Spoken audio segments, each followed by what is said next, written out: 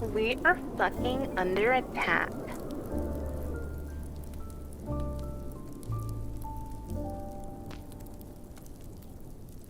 There's no way. Hello everyone, welcome to stream. My mic is finally fixed, hopefully. If y'all can hear me loud and clear, please let me know. Okay, so the redeems are working. That was never an issue. I had to troubleshoot a little bit, and it's always before the important streams. Well, it's okay. We're all here today, gathered today. We're here now. Thank you so much for spending a bit of your night with me, or early morning. I titled the stream, what did I title it again? Bedtime fic reading, Squid Sister stories, and a bit of Mariver, because I wrote a Mariver fic for day 2 of the ship week, and I posted it during the space, literally during the space. Y'all heard me typing up and adding the tags and everything. Thank you for the hydrate off the bat. Hi Ryder, hello, thank you. I have some tea with me, don't worry. I have water, I have tea, everything I need. Welcome on in everybody. Hi Nero, hi Senpai, hi Duck, Sylvie, Soda, welcome on in. Top Tail Sand, Superstar, welcome back. Clasher, hello everyone. Kylie, welcome. Hopeful Dream, welcome on in. Welcome back everybody.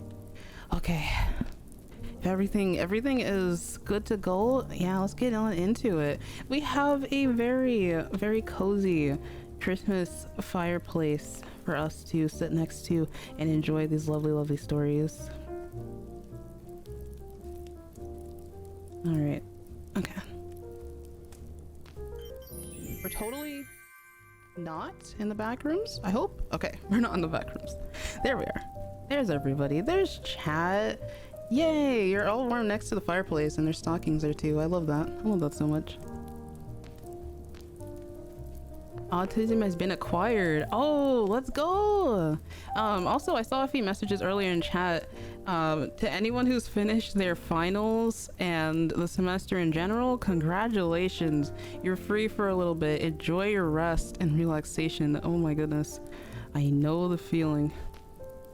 What type of tea do you have? Narson, welcome on in. I have raspberry lemon mix. It is so good. It's such a good blend. It's not necessarily like a tea bag itself, it's just raspberry tea bags and this like lemon mixture that I have in a jar. We get it from the Korean grocery store every time. It's like the best thing ever. You can have it by itself, you can throw some ginger in there. It is peak. 2:21 a.m. Oh my gosh, it's so late. Well, hopefully this helps with the falling asleepy, because I think shout out to all of y'all for coming back and subscribing, like whether it's through Prime or, you know, just manually. Like, I appreciate it so much. It helps out a lot, and of course it makes sure that the ads are not super annoying to y'all. I don't run schedules during readings like this because I don't want the interruptions, but then again, I cannot really control where Twitch places ads for the most part. So if they happen when you join stream, it's not because I put them there. And then again, the pros and cons of each platform, you know.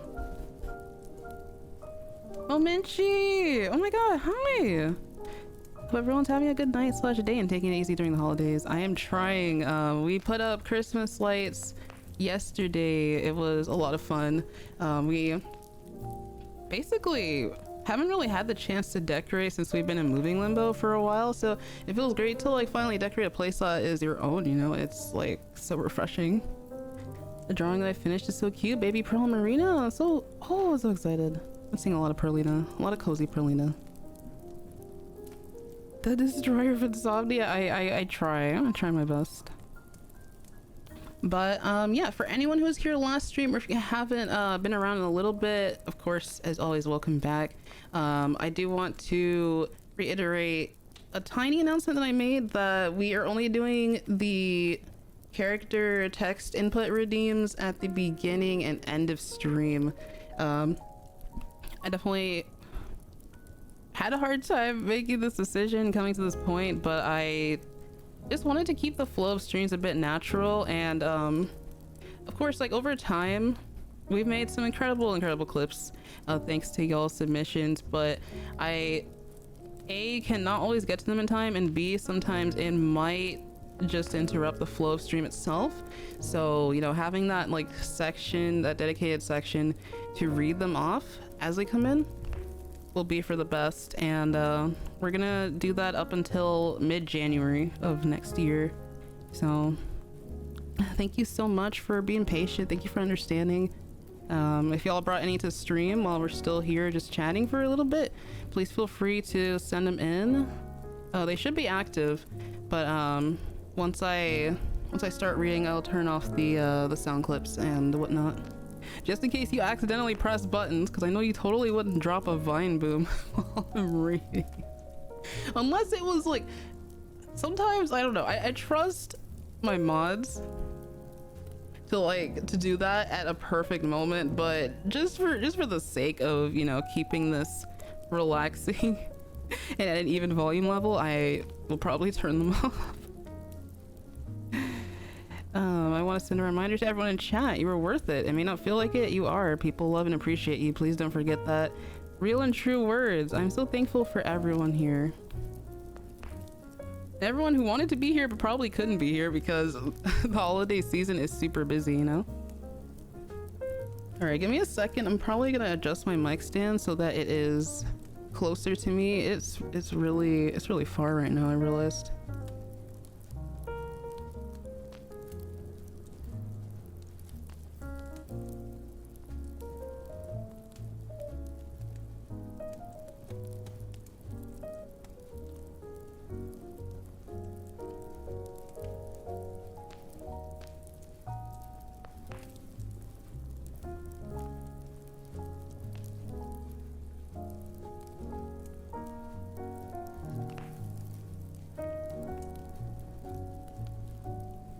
Okay, that should be a little bit better.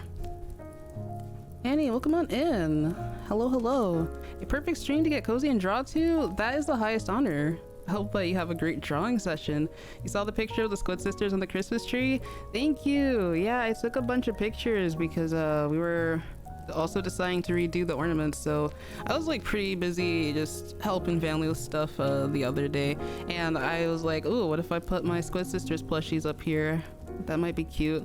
I sadly do not have Deep Cut or Off the Hook yet because I just keep forgetting to buy them, but Pearl and Marina are on my wish list as of right now. I'm hoping one day I can get a picture with all of them, all the Now or Never 7.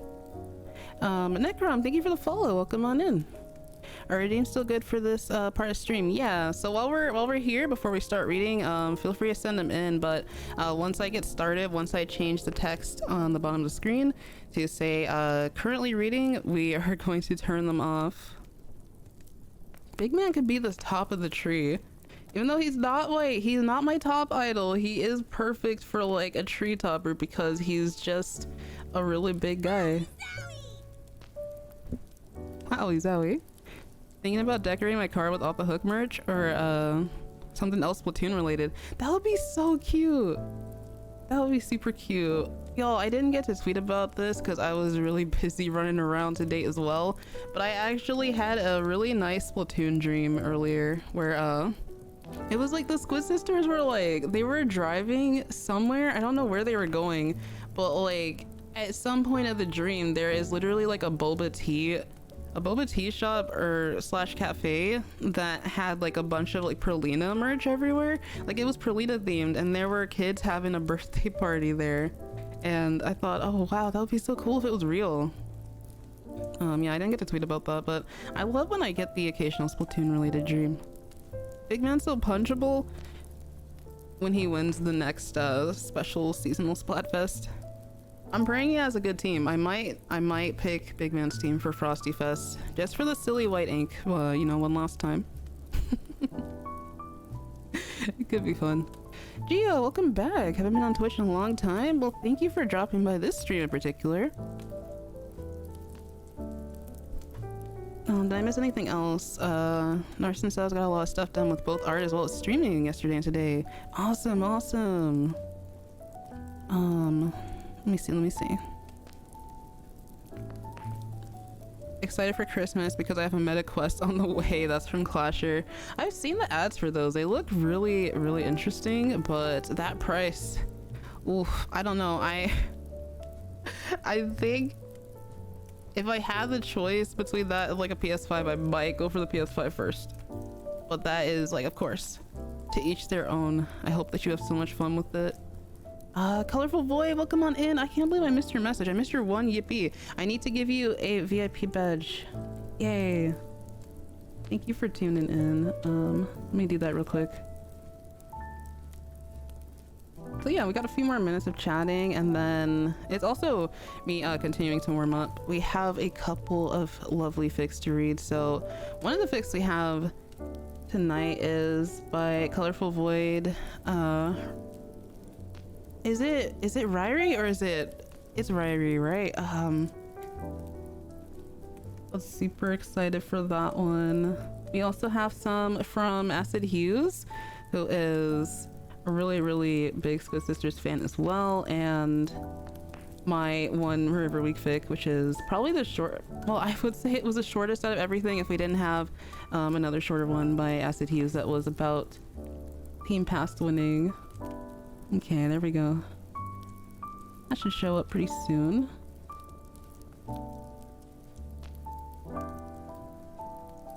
Okay.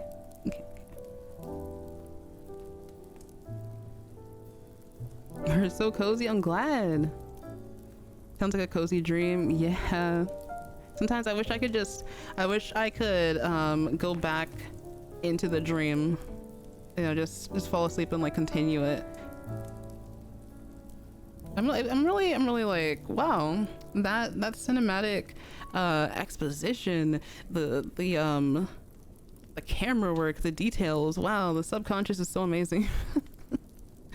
Okay, so I'm seeing some come in. I see a Marie voice change. I see a Pearl voice change. Oh my gosh, is this Marie Pearl? Let's see. Something based off of the Kiwi Burb stream. Okay. Was there another one before that? Is it just those two? I think another thing is that, like, I know the Twitch text also has a limitation. Like, back when we did the Google Doc request, it was a little bit easier for people to differentiate things, because you got a text limit here, sadly. Let me see. What is this one? Is it Pearl Marina? I think the first character is Pearl. I'm trying to figure it out barely. The MetaQuest 3S is a cheap version of the 3. Oh, okay, like in terms of what I was talking about earlier. It looks really cool. Again, like I love the commercials. This is the dumbest thing I've ever written. Wait, where did they come in? I'm trying to like scroll up through chat. Ryrie is right. Okay, cool. Wait, did the badge actually load? I'm not seeing it. I could be on Twitch though. Okay, give me a second, y'all.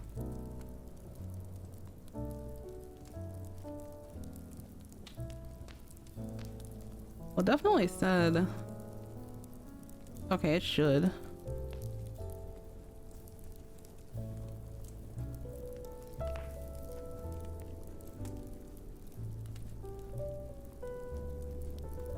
Okay, it did load.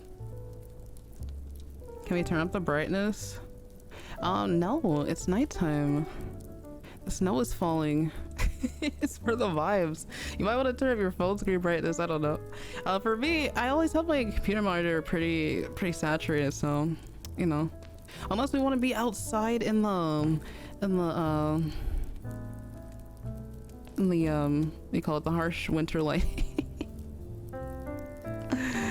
Everyone's getting sick. Yeah, y'all, there's a lot of stuff going around right now. Please stay safe as you can. Okay, I'm gonna assume this is Pearl Marina, which I still do.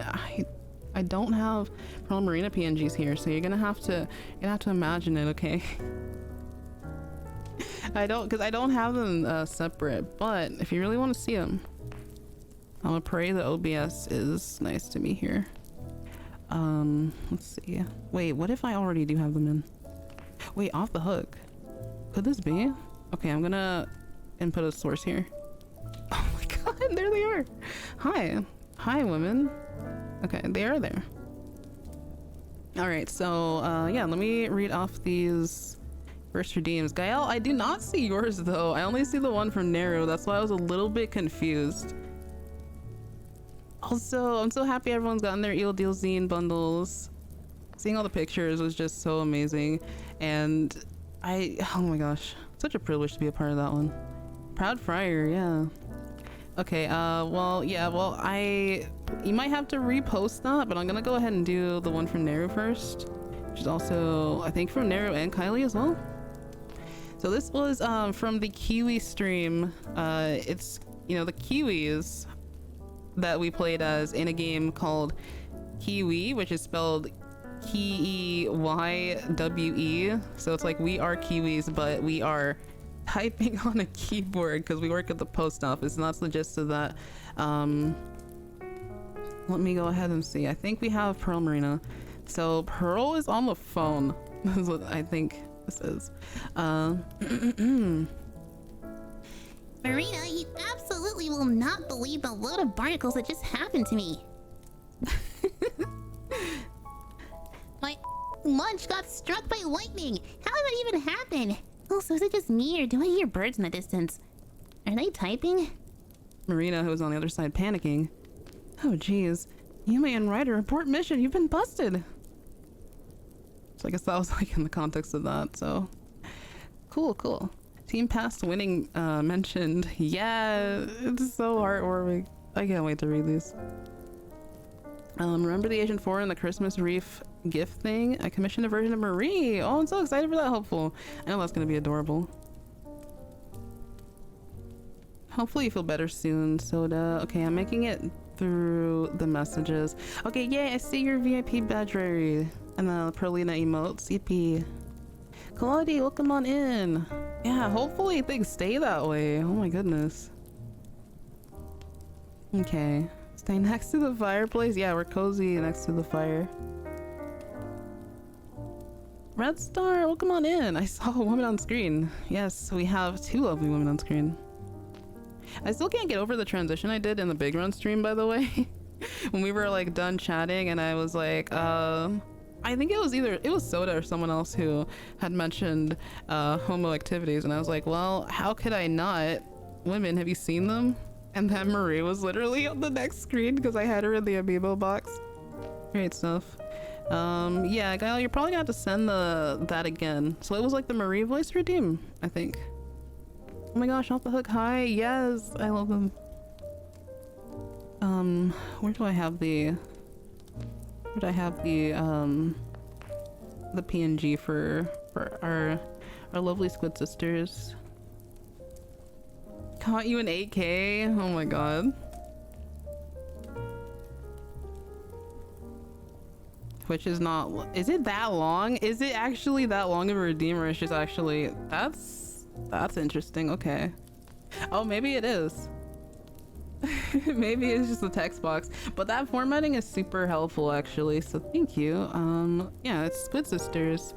Yay. All right, farewell for now, off the hook. We have from last time these 2.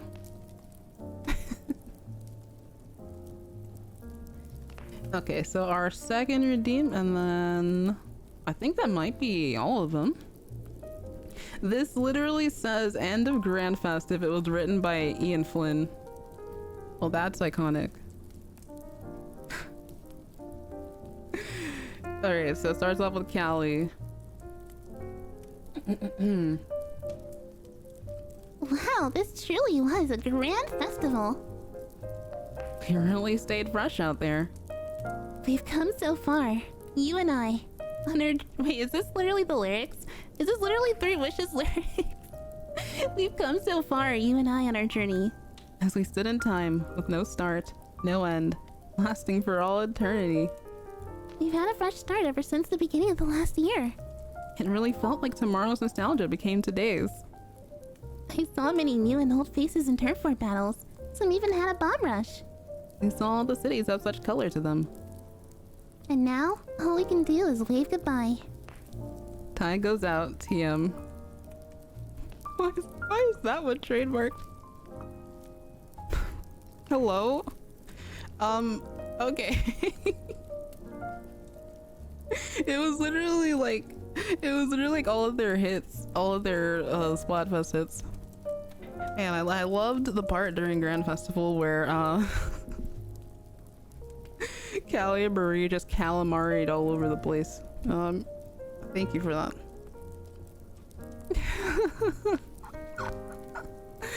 Oh jeez. The random trademark, that was funny.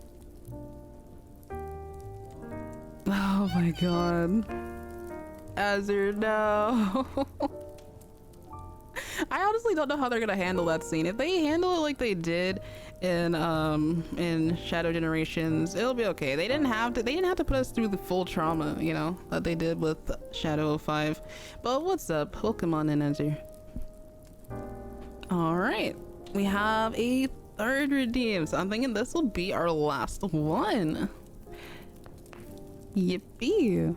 The joke here is that Ian Flynn loves referencing Sonic song lyrics. I started to catch on. I started to catch on halfway through that. I almost choked on my candy cane. Please be careful. I love good candy cane and hot chocolate. It's so good. Okay. Yeah, I hope I can go see it early. If not, because like they only have a 3 p.m. showing for the early Sonic premiere on Thursday. So I hope I can make it. I have not bought the tickets yet, just in case, but there are seats. There are seats, and it's pretty close by, so I don't know. We'll see. We'll see if I go like Thursday or Sunday. I don't know. People are gonna be really crazy over the end credits. They're gonna like fight for their life not to spoil it, and that's really probably the only thing I would be upset if I got spoiled over, the end credit scene. Anything else, I'm like pretty much, you know, it's creative liberties on SA2 story, so that's probably the only thing that would get me upset if I saw it spoiled. But yeah, Sonic fans rejoice. I can't believe we got to the end of the year. It feels like we time traveled. It really does. Where is Captain? This is for Captain here. Captain somewhere. Oh, hi. Hello. Go Thursday. I will fight. I will fight too. It's just sometimes I never know, like, if we have, because we have a lot of maintenance people coming to the house lately, so I'm like, I have to be around, and I'm like, oh. But yeah, that's why schedule's been a little iffy, but we should be able to do some streams this weekend. It's all for the best though, because like once you finally get things up and running in a new place, then you don't really have to worry about it. You know, things are gonna last like at least for the next 5 years. You're not gonna really have to worry about fixing things, and it'd be like that sometimes. Less than 24 hours. Wow, Sonic movie in less than 24 hours. Can you believe it, guys? Got here so fast. This is low-key a reference to 14 Crush. Okay, let's see. So it is Captain. I wish I had literally like a radio effect that would not blow out your ears, because I feel like it would fit for this. It totally is. Okay, this is also Sonic related too. So Red Star is Captain Redeem, and Sonic the Hedgehog 2006. When Shadow and Silver travel to the past to investigate the Solaris project, Silver gives Princess Elise the blue Chaos Emerald as a lucky charm, which is why she has it at the start of the game 10 years later. So why on earth is it in every single game prior to this? Why does she not have the emerald? How has Sonic and Co been able to use the emerald dozens of times despite apparently being kept by Prince? And that's where it ends. I kind of forgot about that actually. The Chaos Emeralds have had a lot of history, huh? I want to know more about Blaze's dimension. When is it her turn? When is it her turn? Oh yeah. Welcome back, Soda. No worries. I definitely want to watch the movie. I just gotta find a time to go. Oh, Narsa, that's rough, but I'm praying that you don't come across any spoilers. People were good about the last 2 movies, but I don't know how much the culture has changed since then. I mean, I hope people will be on their best behavior. If anything, they should look up to Fidel. I know he wants to talk about it so bad, but he's being like he's being like, you know, very spoiler free right now. So people should you know, take a page out of his book. And that's the Sonic hype guy right there, you know. His fit for the red carpet premiere was really cool. I saw his pictures with Aru. It was really fun. I'm so happy with this information. Me too.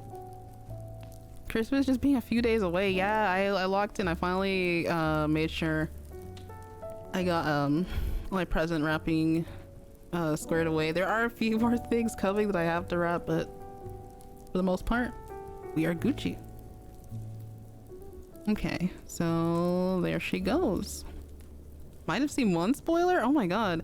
Actually, it's gonna be rough for some people around the rest of the world considering Sonic movie, because it does release after Christmas for particular regions, which is weird. But I guess I look back at Mario movie and how Japan actually got it later, so it's just one of those things. But all right, y'all. Now is your chance, not to be a big shot, but to spam any of the sound redeems before I turn them off for now. I won't have to worry about like the idol voice changes, because we're gonna hear the idols in the stories tonight. But I'm gonna turn off the rest.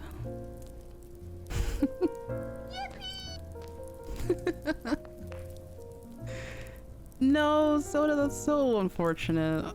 Sorry to hear about the spoilers. Maybe I should leave that one on. It's so blessed. It is Marie. Should I not, Fry? I mean, it is Marie. Oh my god.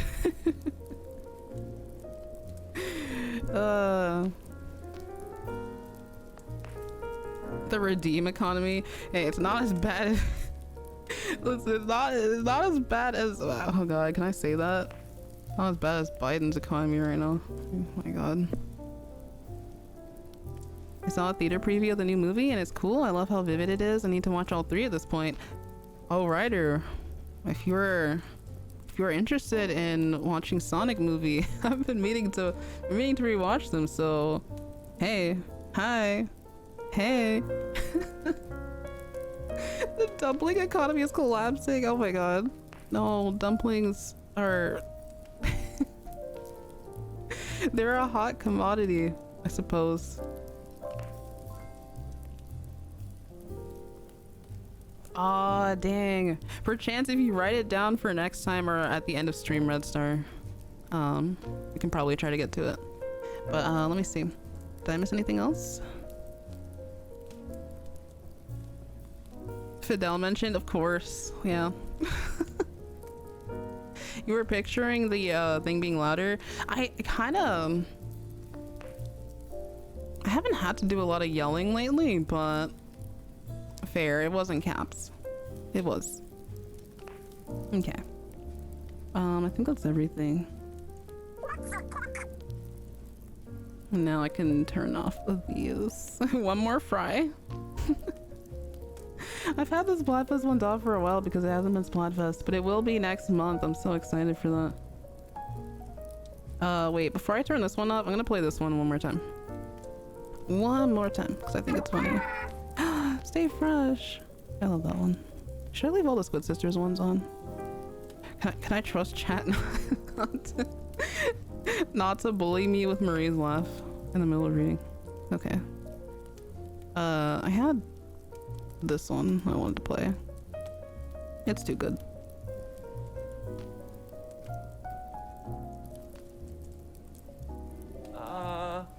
Meow? I'll add some more clips. Maybe I can add some shadow clips later. I don't know. No, I need to add some Knuckles clips. I only have the one where he's like, oh no. I need some Tails ones too. I don't know. Y'all love the Fry one so much. My god. I love her, honestly. It's her iconic line. Alright. Wow, I have so many by now. Oh, that's great. You can't trust us? Dang. Not even my mods? Oh my god. I can't leave Marine's last one. It's okay. It's ingrained into my memory. Alright, I guess all of them gotta go. I literally heard stream start with the "we're fucking under attack" and I was like, oh my god. Big Run was fun though. I got so worn out, but it was worth it. One last one. Thank you for that. Okay, I think that's everything. How's the music volume, by the way? Could it be a bit louder, or is it okay as it is? Wave goodbye TM to all the redeems. That's crazy. Oh my god. You can't trust chat. And I get bonked after that. Insane.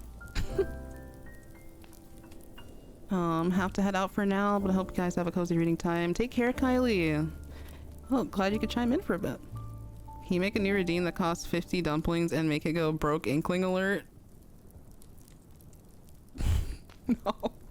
I had to put like the most insane cooldown on that. Music is good? Okay, I'm glad. Alright. Back to this tab. I'm so excited. I'm so excited, y'all. Alright, so let me read off the list of fic titles we have here. So, I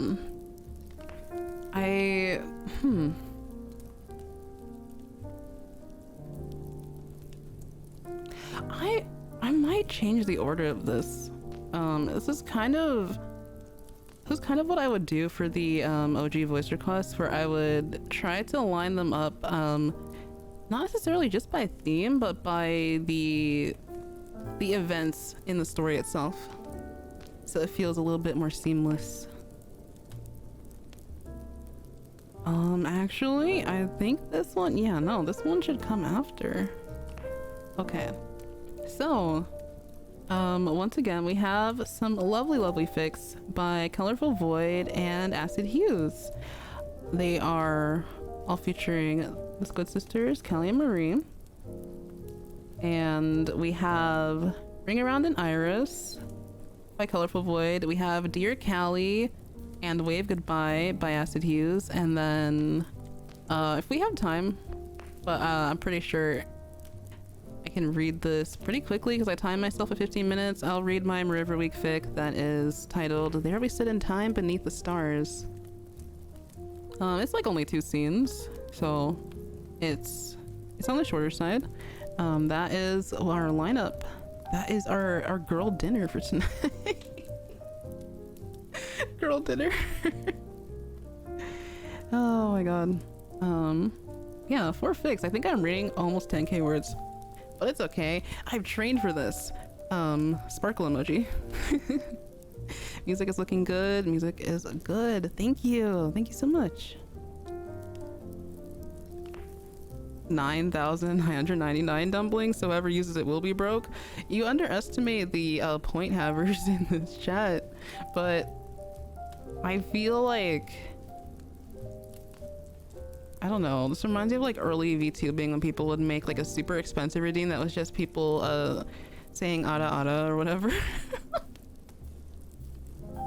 I know someone who has. I think Kodiak actually has an ara redeem. I think I redeemed it once and it was the funniest thing ever. I don't even remember which stream it was, but he did get a little bit flustered. It was hilarious.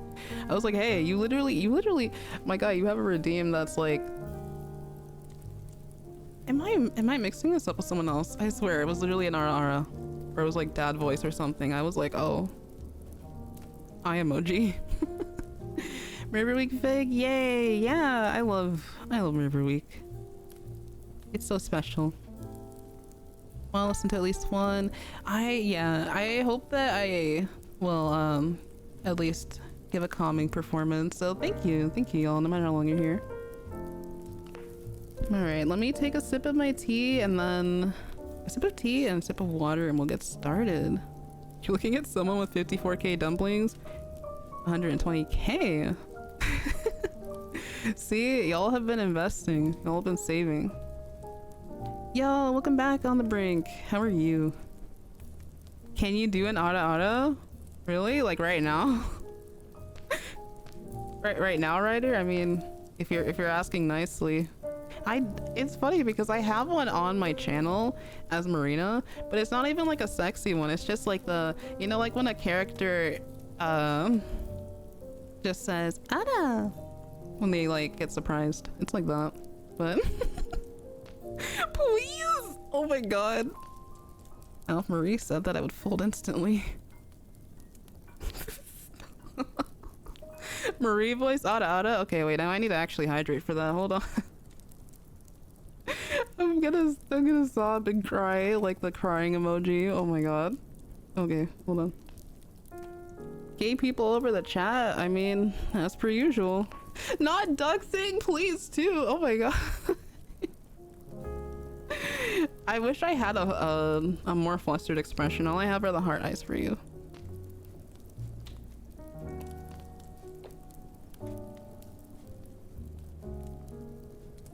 Oh, the passage of time is certainly a thing. This tea is not as hot as it was when I first got it. Up here.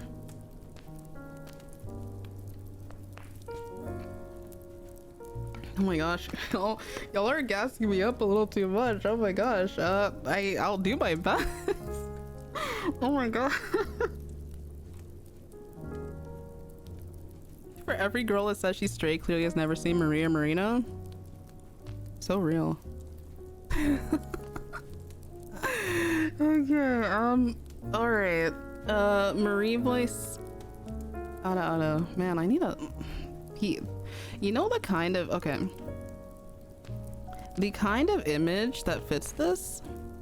Guys, I'm getting so sidetracked, but it's okay. The kind of image that fits this... Do I have something?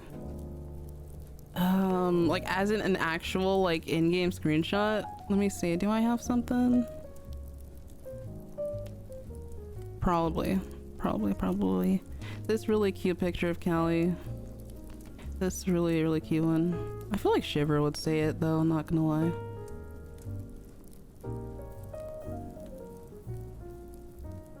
Not a single, wait. Not a single close-up in this folder. Okay, it's probably the other one. Alright, okay. Since y'all asked, Frosty Fest Marie or Summer Nights Marie?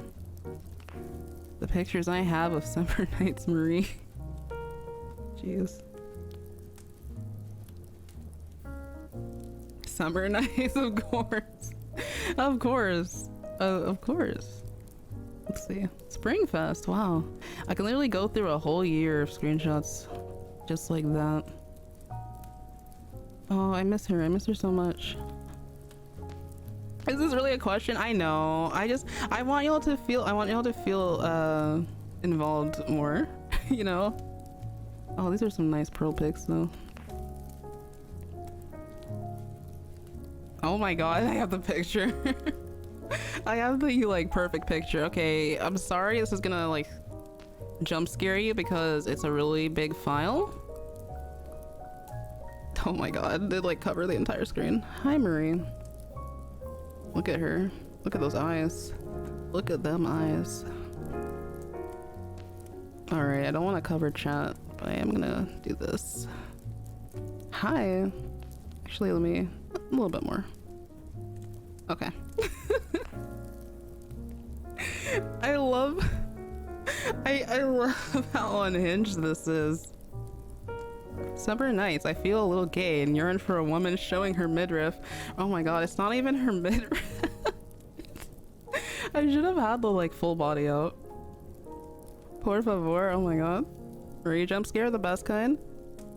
Girl is glowing, radiant even, for real.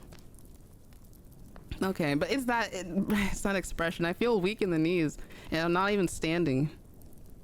What's going on? What's happening? All right. Let me warm up for a second. Even though I feel like I'm pretty warmed up. Let me do something.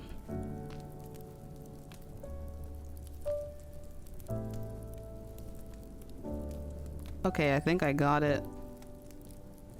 I may foam at the mouth. I'm trying not to while I do this. I mean, what? Who said that? Whoa, who said that? Okay. All right. Here goes nothing. My attempt at a Marie Arara.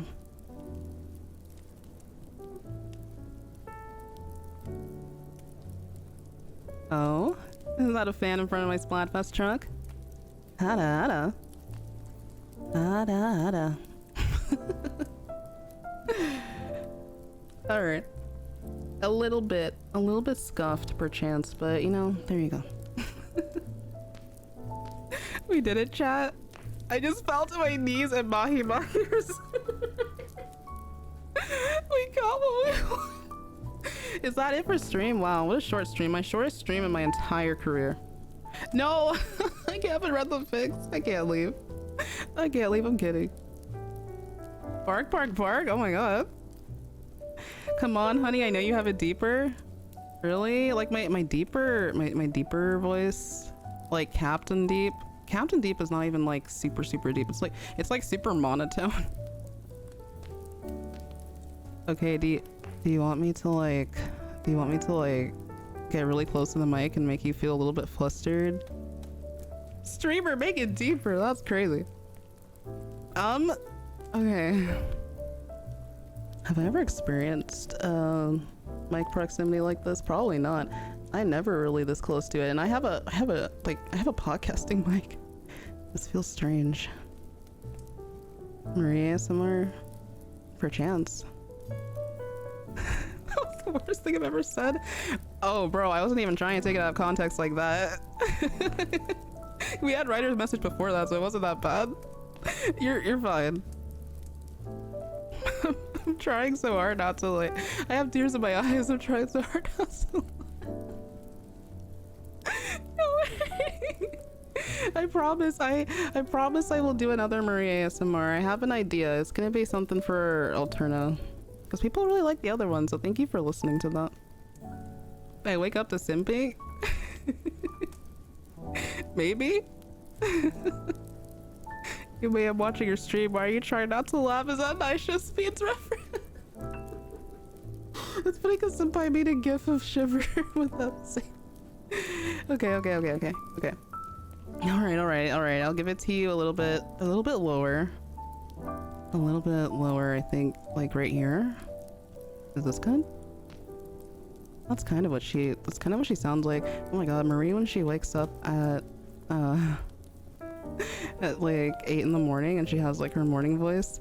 I'll do a morning voice stream eventually someday. I promise you I sound just like Captain without trying. Like without even consciously. Oh my gosh, is that Ash? Hi.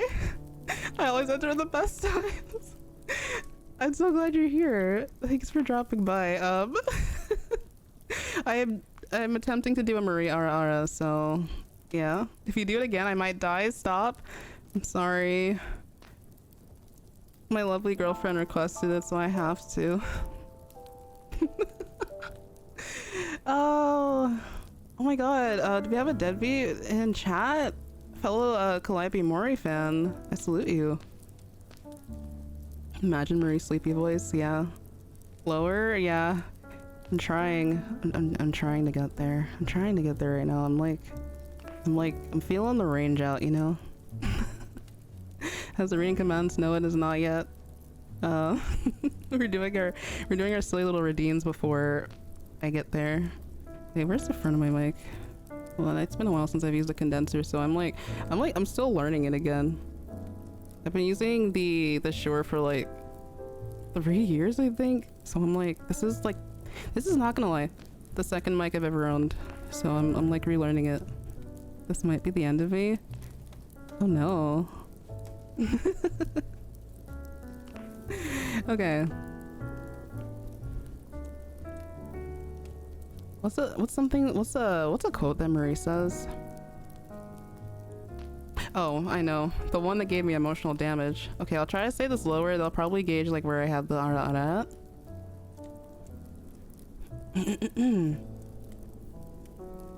We've got your back, Team Past. How was that?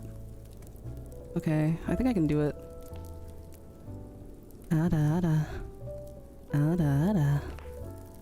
Alright, that's enough before I get embarrassed and explode and fly into the sun. There, I can't do it anymore. I can't. I'm finished, I'm done. Goodbye. Oh my god. I don't know why I'm flustered, bro, but it's just I'm imagining Marie saying it to me in my head, but I'm also like trying to say it to you, so I don't. Jeez. What's wrong with me? I might be cooked. I might be cooked, chat. Holy shit. Oh my god, the reactions are amazing. Thank you all so much. You enabled me a little bit, but I hope it was worth it. We did it. Totally did not zone out and don't understand what we were wanting. The Marie deeper voice, I suppose. Don't worry. I'll try it out more when I'm reading. Especially for Mariver. Yippee. We pop in the biggest bottles. Y'all are so so hilarious. Can you repeat that? I couldn't hear. You remind me of those TikTok comments where it's like, can you do that again? I was walking my goldfish. Can you do that again? I was rinsing my printer out. What the hell, bro? Yes, I have many more Marie screenshots. As a treat, perchance I will swap this one out. I don't know if it's gonna like redo the sizing of it, but all right, this one, remember this one from the fic I was writing where I just had it in in the corner to motivate me? I need to finish it, so hopefully I will soon. There, for the midriff enjoyers. God, they cook so hard with these designs. Even though the concepts are amazing, I'm so glad we got this. And I'm so glad the 2D art is in the art book. It's worth paying for. Oh my god. My parents can hear me giggling 2 rooms away. I'm sorry. Oh, you're getting a Bunkar Walker in order tune. I'm so happy for you. Me next, please. I know, isn't she just perfect? Isn't she a summer night's dream? I'm so weak on my knees. Me too, and I'm sitting down. Girl, I'm weak. I need her. I shake your hand. Oh yeah. Concept art is a gift, truly. Alright, well, have I reached my quota of simping for the day? Probably. Alright, y'all. Everyone say goodbye, Summer Nights Marie. We'll see you in a few more months in the real. You haven't finished your fic? No, I was supposed to finish it like before I visited Ryder back in October, and I still haven't. Like the ending, I need the ending. I think that's the biggest thing. Like I sometimes skip around and write like the middle scenes, but I didn't know I wanted to end it. What a curse that is. And, I want to be able to read it on stream for everyone. That was back in August, and then Grandfest happened. I know, Grandfest also wrecked me both like spiritually and emotionally, so I hope I can get there. Endings are hard. Yeah, even for the Mariver Week piece I was like, actually it was different. I wanted to continue it. I wanted to make it longer than it was, but it had to be posted that night.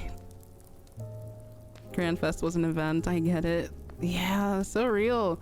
When I looked at my Nintendo end of year recap, they said September was the month I played the most. I wonder why that is.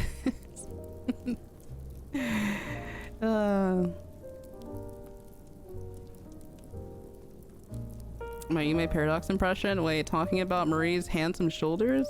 That's all you need, actually. Don't leave me, Summer Nights Marie. She'll be back.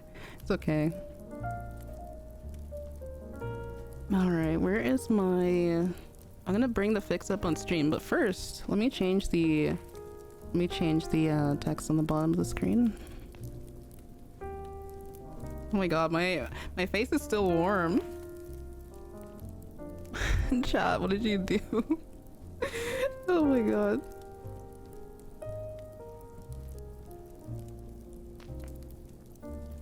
Alright, let me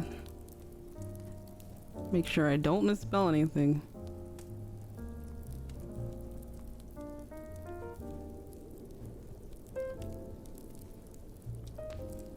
Yay!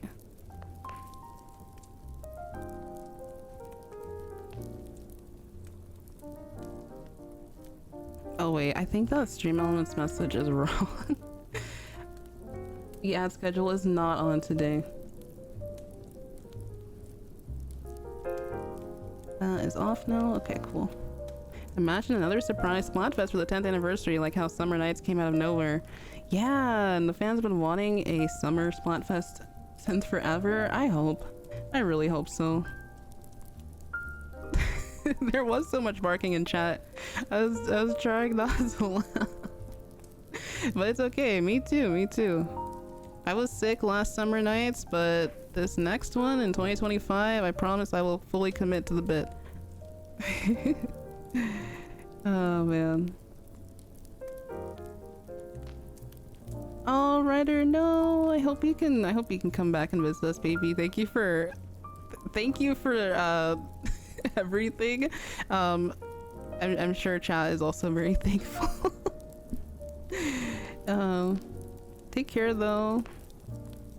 I'm having this on in the back while I write my own fics, hoping to pick up on some pointers from these. Yeah, we have some incredible writers tonight. So wishing you the best with that, Brink. Gonna be an adult next Summer Nights? Oh my god. Time really flies, huh? That's wild. Yeah, by the time we hit Splatoon's, yeah, Splatoon's 10th anniversary. Well, actually, no. It happens before my birthday. So I'll still be 30, but it's gonna be pretty wild to think that, like, I was 21 when this game came out. Why is the passage of time?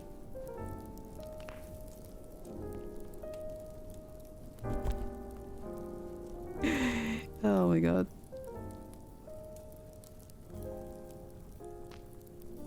Alright, we got dark mode on. We should be ready. Yay! This is my story. Wait, no. Not yet. Not yet, not yet. Alright, I should try to use Night Eye instead. This is a different Chrome extension, so if it looks a little bit wonky, it's the best I have for right now, but I am looking into other options. So we have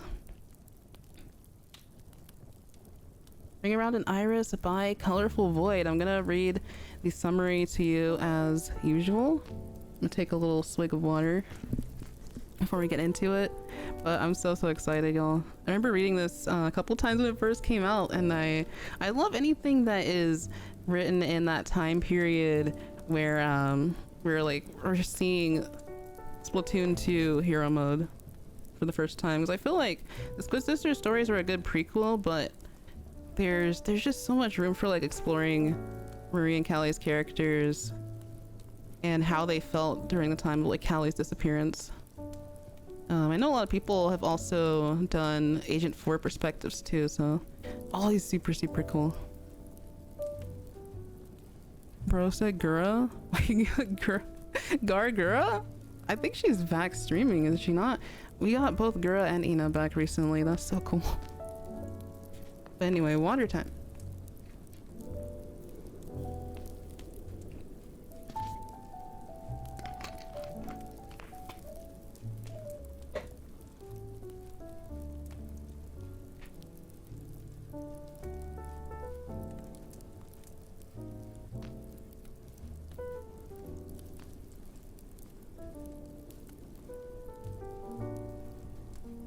I think we'll get a Splatfest for the 10th anniversary, and Summer Nights 2025 will be the last Splatfest, with a final update adding in the private battles and tricolor. That would be for the best, I think. Yeah. I don't know if they want to like have big run up until December though. That's the thing. So they have time to cook, you know. They can still run challenges though. Like the challenges could still happen, I think. I don't know if they're gonna come up with any new ones, but like as long as there's still something to look forward to, I'm all for it. Oh my gosh, Yakiri, welcome on in. You missed the Marie Ara Ara. Shout out to Ryder for that, by the way. But you're just in time for the fic reading though, so I will try to experiment with a more Marie deep voice. I'm not fake. What do you take me for, a politician? That is a bar. That is a bar right there. Oh my god. Alright, I need to do something. Need to do that, yeah.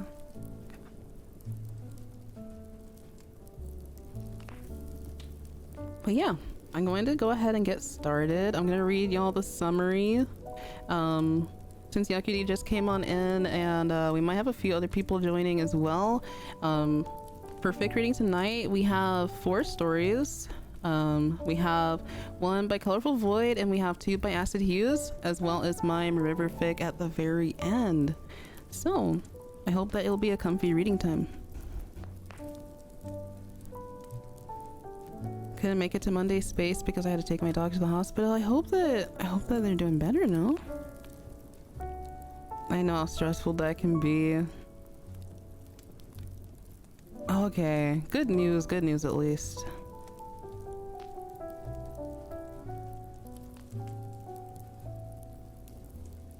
I'm glad to hear that. But yeah, we're gonna go ahead and get started with Ring Around an Iris by ColourfulVoid. I'm so excited, y'all. So our summary here says, in the corner of Angopolis Square is a grate with a woman standing over it, twirling a parasol in her hands, scanning the crowd for just the right inkling to pass by. And above her head, every 2 hours, the same new bulletin plays. The same 2 voices laugh together like clockwork, and Marie continues to stand alone. Or another one of Marie's days before she finds Agent 4 standing across the street from Angopolis News. And the notes, I always love that like inner look into the mind of our writers. So the note said that they've been working on this one for way too long.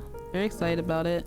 There's 4 unfinished versions of the exact story, all in the name of the final scene, but in the end, it had to be for Marie.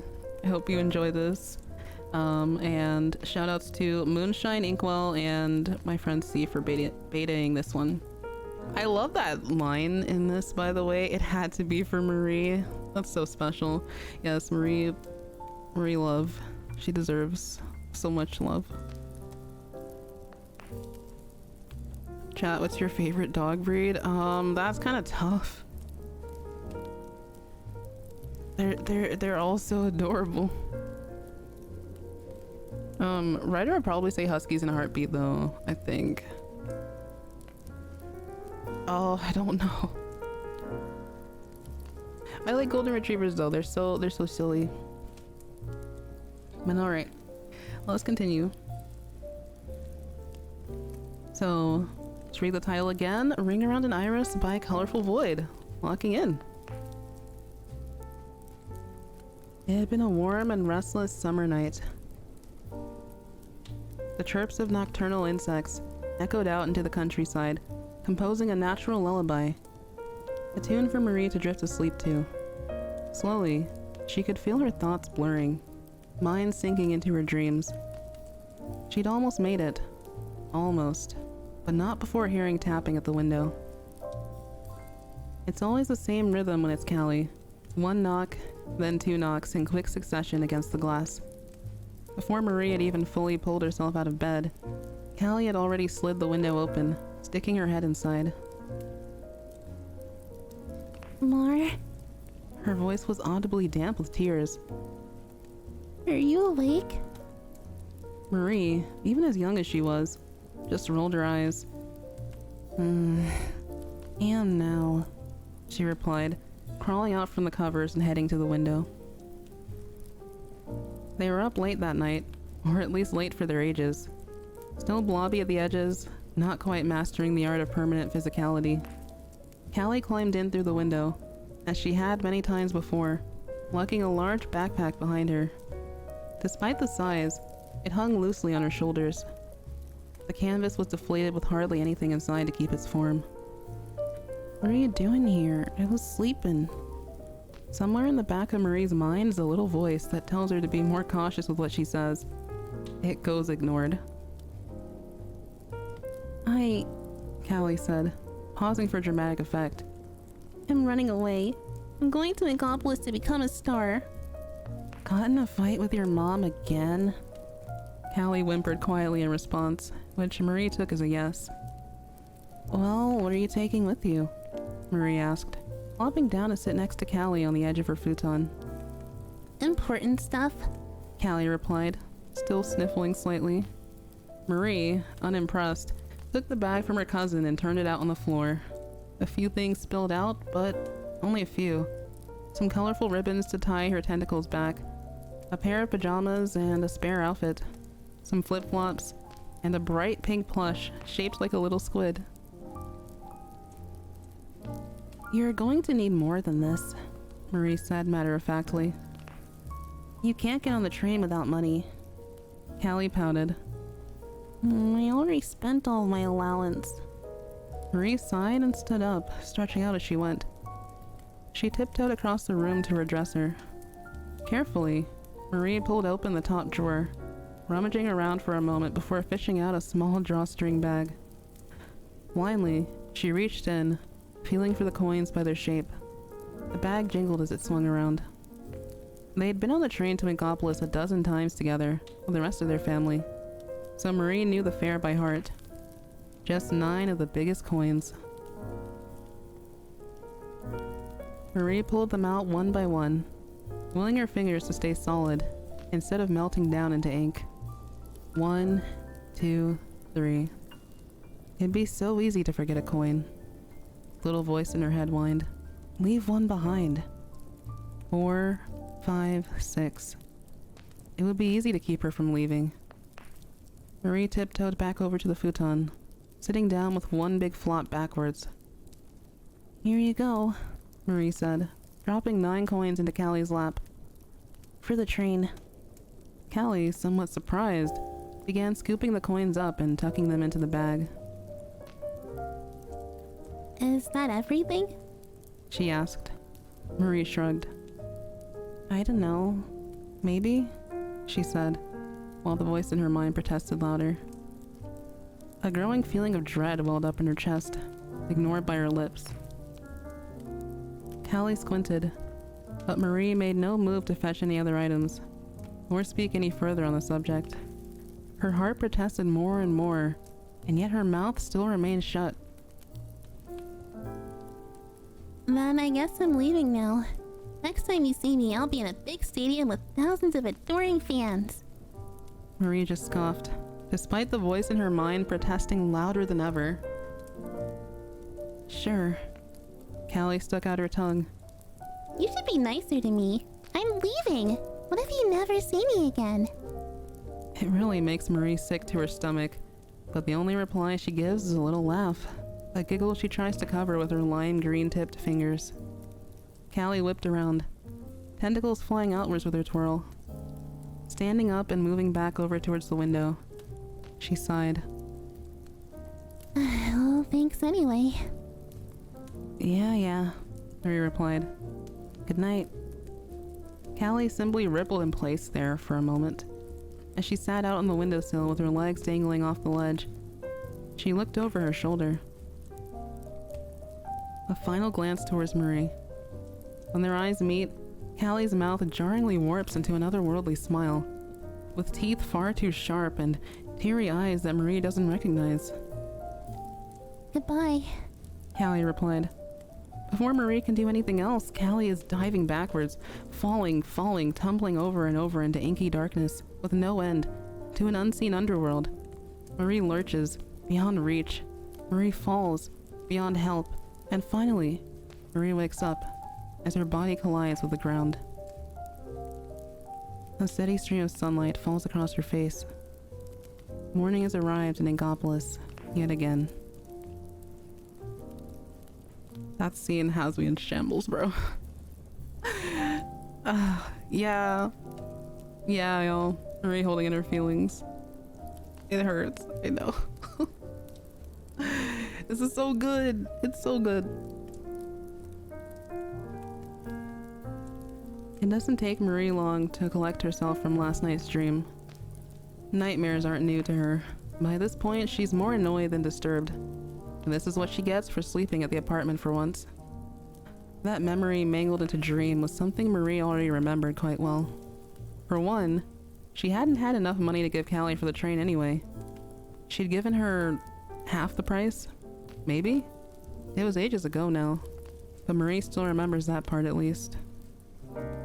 She drags herself into the bathroom, pulling the green toothbrush out of the holder. The pink one still lays abandoned at the edge of the sink, and Marie makes no effort to move it. She stares blankly in the mirror as she goes through the motions of brushing her teeth, not particularly registering her appearance. And it didn't matter much. She wasn't going to work anyway. Despite herself, the dream and memories remain at the forefront of Marie's mind. Mainly, she remembers snippets. Callie's knock at the window, the chill of the breeze as she climbed in, Callie's face, the tear tracks that sparkled in the glow of Marie's tiny lamp. How she looked so determined. And Marie remembers how she wasn't scared. No matter what Callie had said, she wouldn't just disappear like that. Marie knew, so Marie had nothing to be afraid of. They had dance practice tomorrow and the festival was next weekend. There was nothing to worry about, and so Marie didn't. She leaves the bathroom, ducking back into her room to put on her clothes for the day. The motions are near mechanical now, habit enough that her mind wanders as she pulls the layers on. Back then, when she'd woken up that next morning, Callie's mother had already come over to bother them. Sure as Marie had been, Callie was back home again, safe and sound, and grounded for the rest of the week. Marie hadn't batted an eye as Callie's mother recounted the whole story to her own mother. As both women chatted profusely at the kitchen table, Marie paid them no mind, preparing breakfast as if they weren't there. Marie muses about her breakfast for today as she closes the bedroom door behind her. It's already quite late. She'll just grab something on her way to the square. With that set, Marie headed towards the entryway to grab her sandals. That whole dream, that whole incident, it had all been so silly. There wasn't really anything to worry about. They had gotten all worked up, but everything had been fine, like Marie knew it would be. Silently, Marie slips out the door to the apartment, locking it behind her. What a stupid childhood memory. Back then, Callie had only been missing for about 3 hours. Oh, that hits me directly in the feels. And look at this adorable art here in the intermission. I love this so much. I love Marie's eyes. Kimono Marie is always such a treat. This art is also by ColourfulVoid. So good. This is hitting way too close to home. Aw. Only a week? Callie grounded for a month. No. Legit got really anxious writing this because I was worried for Callie. Yeah. The way it feels so real. The way it can just, I don't know, just like sit there in your heart, like the emotion. I think it's just because we all really love Splatoon and the Squid sisters. This takes place during Splatoon 2? Yes. This is hero mode. I think yo! Yuki, thank you so much. I'm getting a bunch of notifications at the same time, so I was a little bit distracted. But thank you for the 7 months with Prime. How are you? Welcome on in. New fans just don't know about the official Squid Sisters stories. I know. We did a stream last year where we actually went over them. I think I played my super old narration. And the mic quality shows. It really shows. So maybe I'll redo it again. I don't know. But I wanted to I wanted more people to see them because I know when they first came out people read them, but I feel like they need to re-enter the sphere every time there's a new game. I wish that the devs put them in the game somewhere. It would have been great. I got a jump scare for your throne wish. What? Wait, is that what my... Hold on. Also, I love how my... Wait, oh, maybe the hotkey isn't mapped here. I love how my surprise expression is not working. Wait, what? Oh, did it? Because I have it set to post on Twitter. Hello? In the middle of the fic? Hello? Wait, what happened? You got your Marina plushie fund? Marina! Oh my god. Yay! Let me take a look.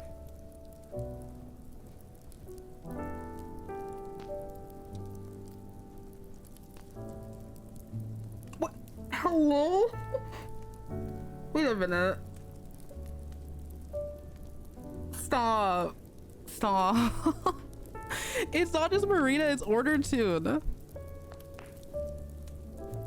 Stop. Thank you so much. Oh, hopeful, thank you.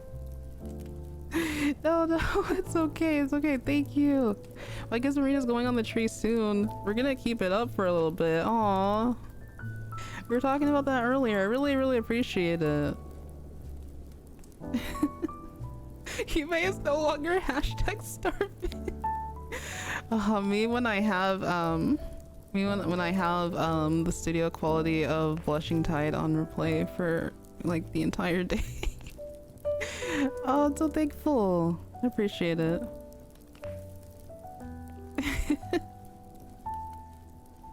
Kimono Marie, my beloved. Yes, I can stare at this art for a while, honestly. It's so soft. I especially love the brushes. I'm so happy for you. Thank you. An early gift? Oh, for Christmas? Yeah. Yeah, I'm always, for the last couple years, I've always been feeling it around this point in December, because I'm like, oh man, in shambles after finally getting everyone their Christmas gifts. But this year was a little bit different. I'm seriously so thankful. Got my Marina plushie for Christmas last year, so I hope you take many pictures with her. Yes, of course. I get to hold her. I get to hold her with my technically aside of her cosplay. I always wanted to do Marina's Octo expansion outfit, but I was a little bit self-conscious at the time. And it's not because like she had her midriff out or anything, it was just because I'm self-conscious about my arms. So the minute I saw her with a jacket, I was like, I love jackets, I can do that. It's been a lot of work though, so I know I've talked about it for like the entire year, but when the pictures go up, y'all will know. Oh my gosh, I'm so excited. Order tune, thank you. I don't want to leave too much of an intermission in between reading Ryrie's fic though, so I'll keep going.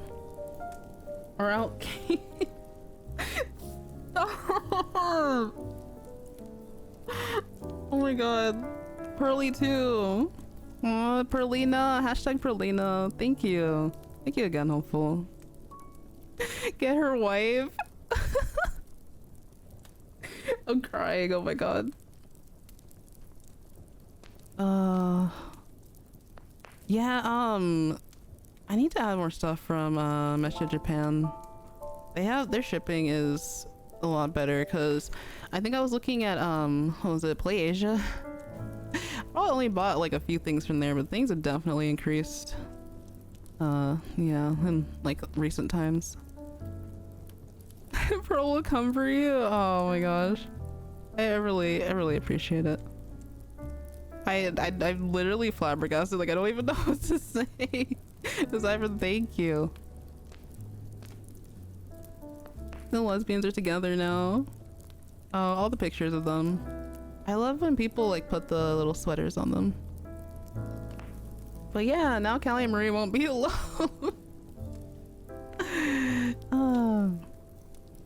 Good stuff, good stuff. All right. I would love to continue reading though, because again, I don't want to keep too much of an intermission between this, but for the VOD, of course, I'll be timestamping everything, so no worries.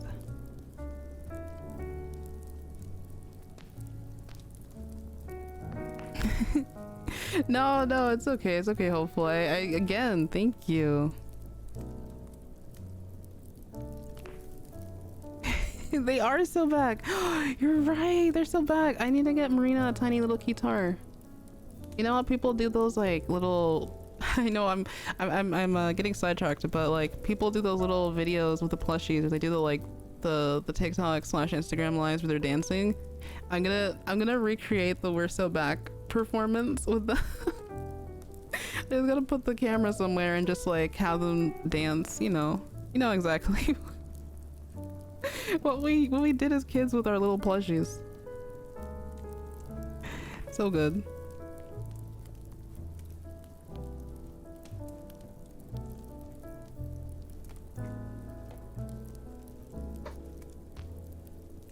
Alright, I'm drinking some water right now, but thank you. Early Christmas presents. Yeah, Squidmas. Merry Squidmas. Continue, Your Highness. Oh my gosh. I will in just a little bit. So I get to do older Marie voice again, so that should be nice.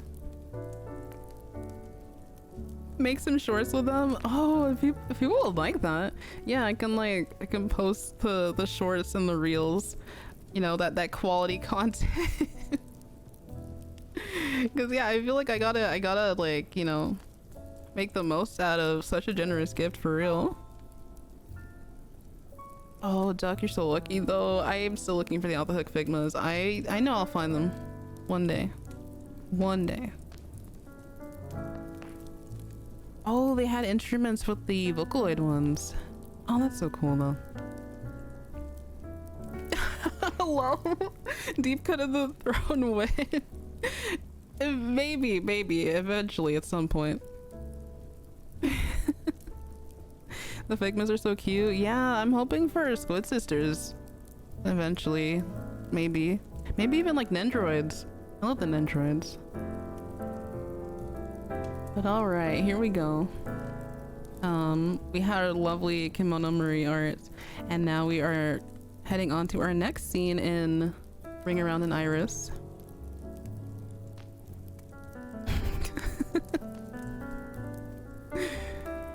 It's been 3 weeks since the announcement of Callie's disappearance hitting Inkopolis News. That doesn't mean it's been 3 weeks she's been missing necessarily. Just how long people have been talking about it. Talking about her as if they understood anything that was going on. Marie herself isn't sure exactly how long it's been. It scratches at her. The precise moment, the specific location, and the exact method are all a mystery. Callie had been here, and now she's not. That's all Marie had to go off of. That, and a bit more, of course. More than the rest of Inkopolis had no idea about. And hopefully, never would. It's not substantial, really. It's not enough to bring her back, to make this any easier. Everything she knows is just enough weight to bother her. Watching people try to solve the puzzle of Callie's disappearance, knowing she's got half the pieces shoved deep into her pockets. It still bugs her, everyone talking like they understand. But there's no room for those kinds of feelings, so Marie tries to push them aside. Another scorching hot day in Inkopolis Square, and Marie's starting to hate the place. Not that she'd been too fond of it to begin with. Not that she'd been all too fond of it to begin with. More so that it hadn't been on her radar. Nevertheless, spending her free time lingering in the square was certainly not endearing it to Marie any faster. If it helps bring Callie home, though, Marie supposes she'll forgive it. With every day that goes by, that forgiveness grows a little harder to earn. Case in point, those new girls who've taken over as newscasters. Uh-oh. In all honesty, Marie had barely registered the new duo taking over when she and Callie left. One of them was short, the other was tall, and that was about as much as she'd cared at the time. A whole myriad of projects were lining up, both her and Callie's schedules becoming more and more crowded by the day. They'd outgrown Inkopolis news. Marie didn't have the time to feel sentimental about it, even if she'd wanted to. Not with the kind of scheduling management had her under at the time. Right now, she almost wishes for that back. She gets the feeling her whole production team's on some kind of order to treat her like glass. They all look at her like she'll burst into tears any moment, all the interns speaking in hushed tones every time she's near, like they think she doesn't realize. For the first time in months, Marie's gotten some of the free time she'd been wanting.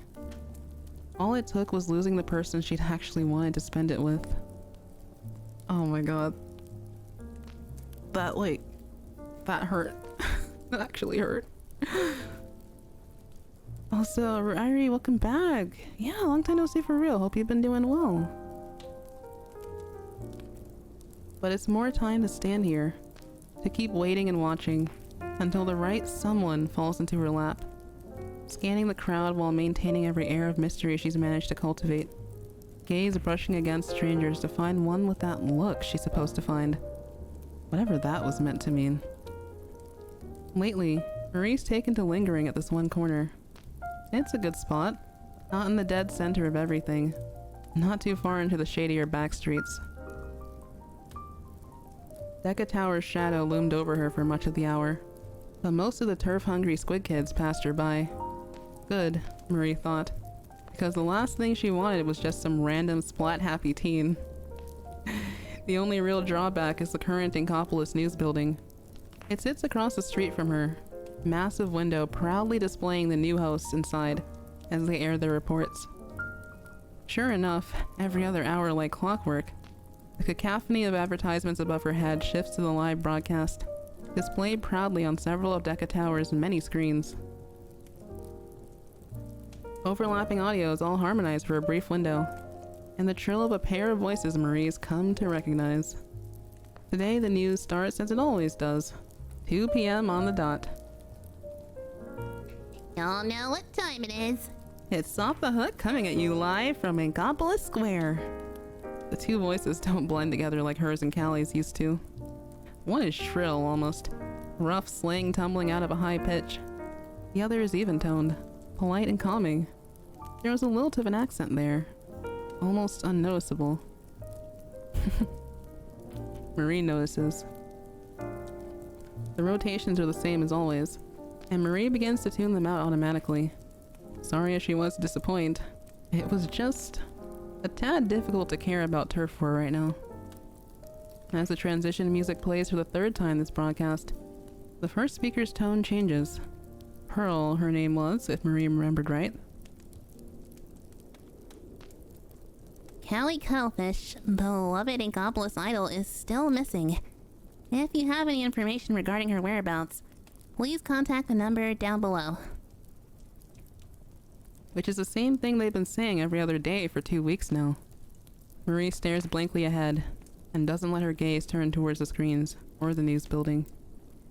Oh, the younger idol, her name slipping Marie's mind at the moment, stumbles over her line. Oh, we've got a statement here to share as well, she says, regaining her composure. Marie knows that kind of cadence from experience, her words coming straight from the teleprompter's mouth. So here's a message from Callie's fellow squid sister Marie. Oh, right. That.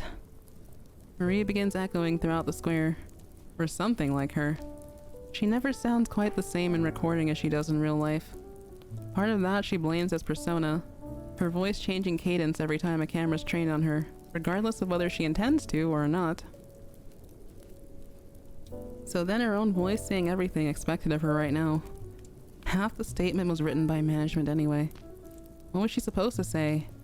Help us find Callie. Call the number on screen if you have any leads?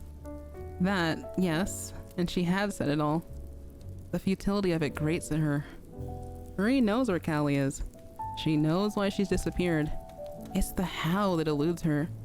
How it happened, how she'll find her, how she can fix all of this. For the time being, I will be withdrawing from public appearances. Her voice continues, such as live performances, meet and greets, or award shows. No new projects or music will begin production. I'll be continuing some activities in limited capacity, following a short hiatus. Thank you for your support. I hope we will both be able to thank you all soon.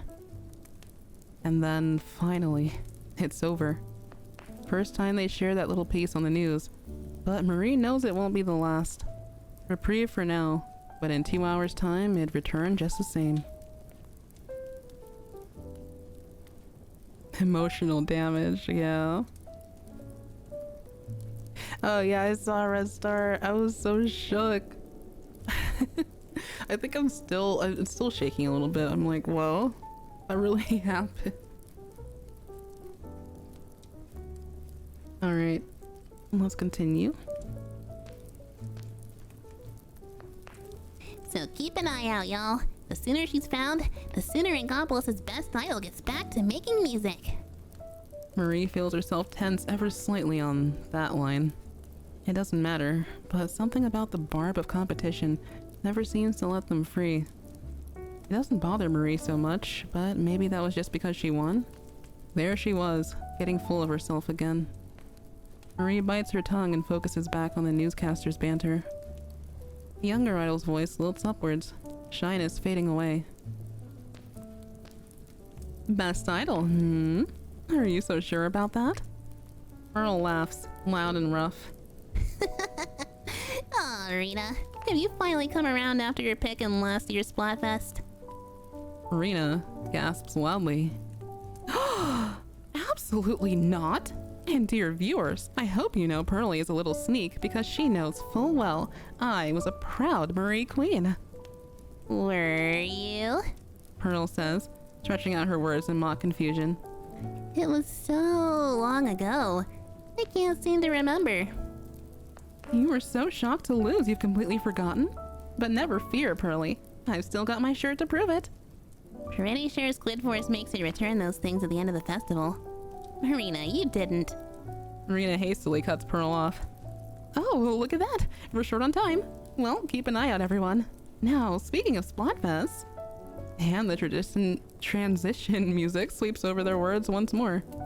As the girls debate the pros and cons of movie genres for the 8th time this week, Marie lets her gaze drift over to the recording studio. I'm sorry. Quick moment. I love that dialogue exchange so much. It's so good. It's so them. It's so Pearl and Marina. But yes, Marina being the Marie fan that we all know she is. Let's go. Pearl, why would you say that? Ooh, you know they gotta do it for the ratings. You can't make Marina return fan merch. It's so good. Alright, quick water break.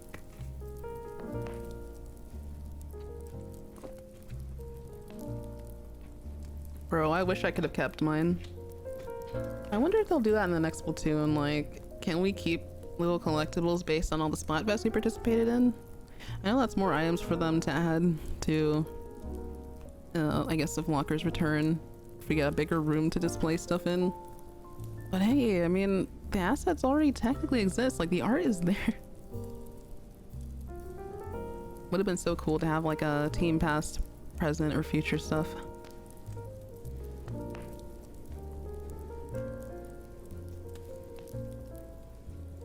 Marina wasn't on Team Callie / Jay. I mean, hey, this is kind of canon. It's canon. Did you see how Marina reacted in side order to the palettes? We need the coasters. I wish. Anyway, continuing on.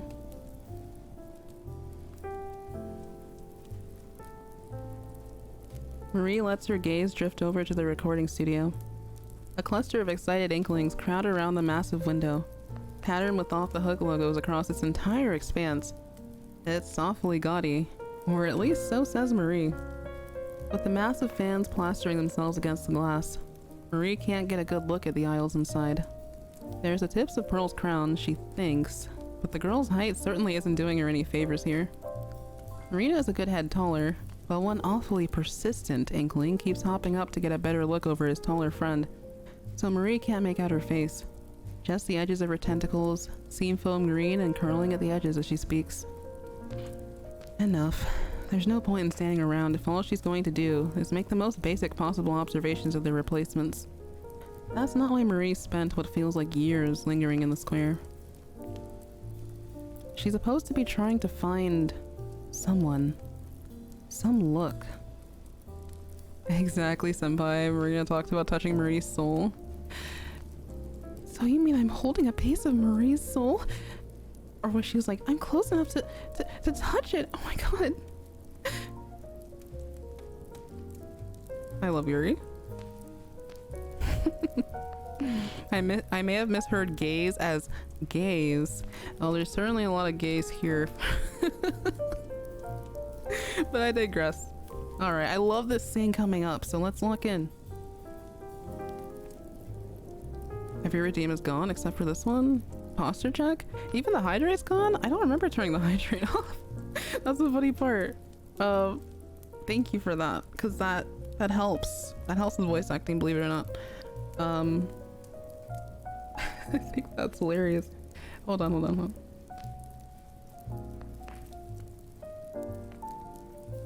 Oh, I think hydrate's there. No, hydrate's still there. Which, of course, I hope that y'all are staying hydrated and are comfy.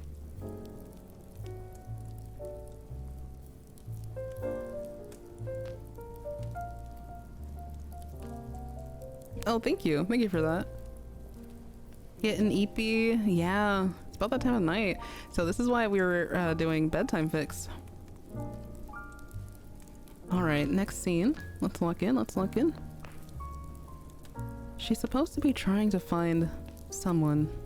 Some look. Gramps had tried to explain it to her once. A late night at the cabin over in Octo Canyon. A long day of setting up a new outpost. Though a sizable portion of junk, Octavio included, remained over in the valley. As the sun dipped below the horizon, light fell across the uneven stone in odd shapes, obscured by floating stones. Marie sat carefully, watching the shadows shift while trying to move as little as possible. Three had, as they were prone to doing, pushed themselves to frankly unnecessary levels and wound up exhausted. Again. Callie at least had some form of excuse. A long morning of shooting refusing to deter her from coming by in the afternoon to help out.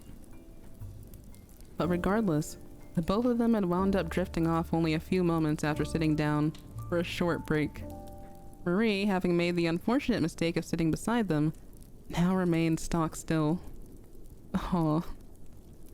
Three's head low to their right, ear poking Marie's neck slightly, and one of their longer tentacles spilling over into her lap. Callie was worse, but at least she was spilling onto Three.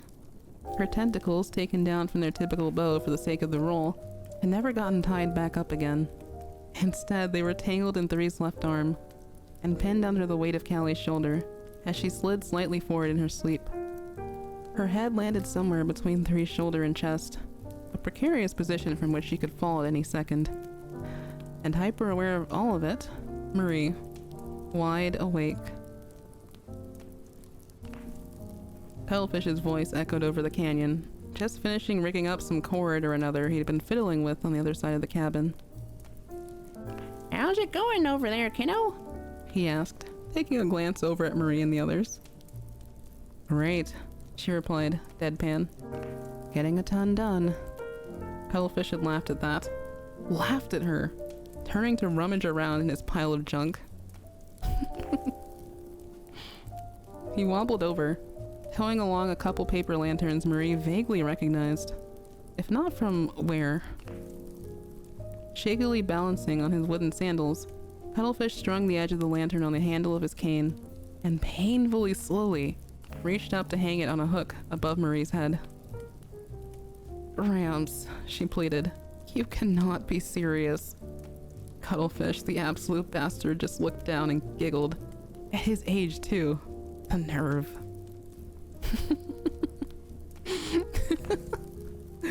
Oh my god. I'm hanging the lanterns, he said, Like it wasn't extremely obvious what he was doing. The yellow strings hanging from the bottom of the lantern skimmed across Marie's face, and she worked very hard to keep a blank expression. Thank goodness for media training. I can see that. Do you have to do that now? The lantern successfully slid into place, and Cuttlefish slowly pulled his cane back, leaving the lantern's tail hanging right in front of Marie's face. Well, it's got to get done, don't it? Can't be waiting around for the right moment at my age. Marie rolled her eyes. You better not hang that other one. If you wake up 3, I won't be responsible for what they do to you. In the few years Marie had known 3, she'd only learned a handful of information, a drop in the ocean compared to her lifetime of knowledge on Callie.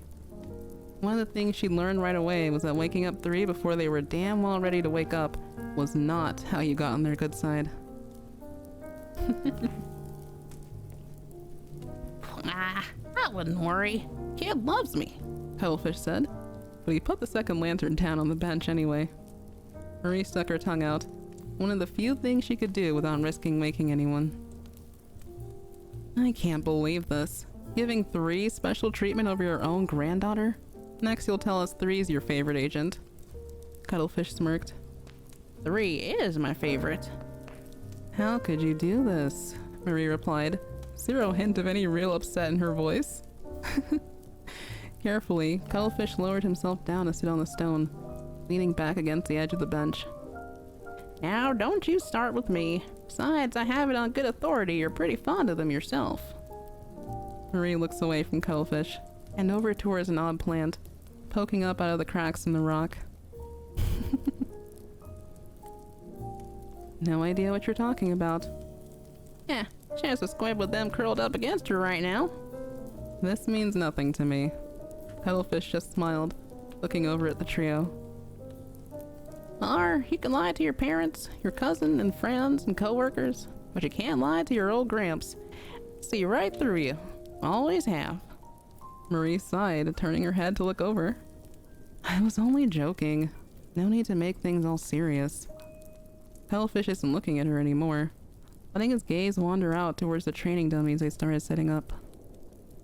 The leftmost one is deflating slightly, and the one in the center hasn't been filled at all. There is still a lot of work to do. I suppose I don't. You do a pretty good job of that all on your own. And what's that supposed to mean? Marie spat back, frustration bubbling out. I get you've got the whole cryptic old man shtick going on, but keep this up and I'll think you really have lost it. Ha! You always were set like a hair trigger. Part of why I recruited you. Makes for a good sniper. Marie didn't have any reply to that, so she let them both sit with the silence. I always knew you'd be good at it. You've got that look to you. Look? Marie asked. Cuttlefish tapped the edge of his cane against the stone as he spoke. There's a look about you. All of you. It's in you and Cal and 3 too. That's how I knew they'd be the right one for the job. Marie scoffed. I thought you chose 3 because they were the first kid who didn't think you were completely off your rocker. Joke all you like, kiddo, but there's a trick to these things. You can tell the sort of squid someone is in their eyes. What they'd be willing to do, how far they go. Whether you can trust them to do what's right when it comes down to it. Now who's making things too serious? Marie thought. But she didn't say it. What she would have said now, given the chance to talk to him again. Scour for a little more info on the supposed look, this way of reading people just right. A way to tell who to rely on when you need them.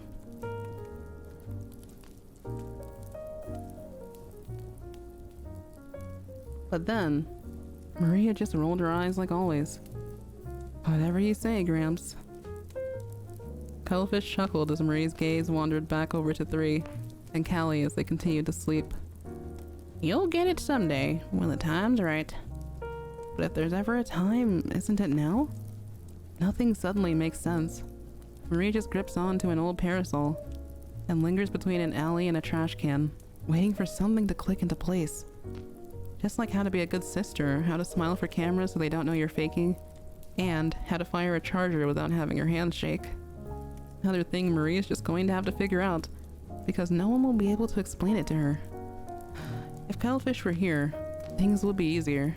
She could balance the media a bit more, let him take the reins on finding another new recruit. They'd train the newbie together, maybe. But Marie doesn't let herself daydream any more than that, because he's off somewhere and won't respond to any of her messages. If 3 were here, things would be so much easier. She wouldn't even have to say anything. They'd be halfway to the bottom of Octo Canyon already. They've always liked Callie better. Most people do. And they'd jumped at any chance to patrol or train or whatever, if it was for the NSS.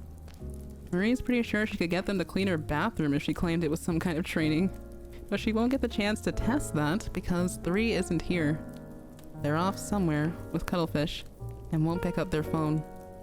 If Callie were here... Well...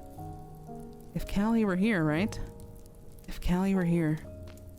Marie tightens the grip on her parasol, rolling it clockwise and back again. It won't be much longer. She won't let it be much longer. Alright, quick hydration break. How are we feeling? I love this so much. I love the flashback with Cuttlefish. With Gramps, with Craig. I also heard gaze instead of gaze. I think there's more of a z sound. Like the difference between gaze and gaze. I don't know. English is hard, y'all. The reading streams have definitely helped me so much. Especially with I think just like presentation, pronunciation, everything. Stop. Oh my god.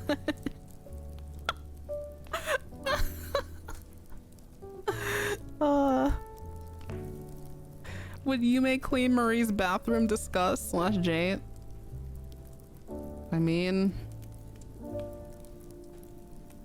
I'm the chance to see what's in Marie's bathroom, I think that's all I should say at the moment. I mean, if she asked me nicely, sure, why not? There probably would not be much to clean. She's team tidy. I wouldn't have to worry about it. You may know. That's all I'll say. That's all I'll say. I feel that. I love the Squid sisters. Yeah, this is tearing me apart. Oh my gosh. It's such beautiful writing. Like, ColourfulVoid cooks so much. That's crazy? Is that can't be the craziest thing I said on stream. Come on now, y'all. Is it? Maybe it is. Oh no, I keep reaching new levels of depravity. This is just who I am now. You're going into dangerous simp levels, is it really? That's like if I went to clean Callie's bathroom. I mean, whoa. Hey. I know what you are.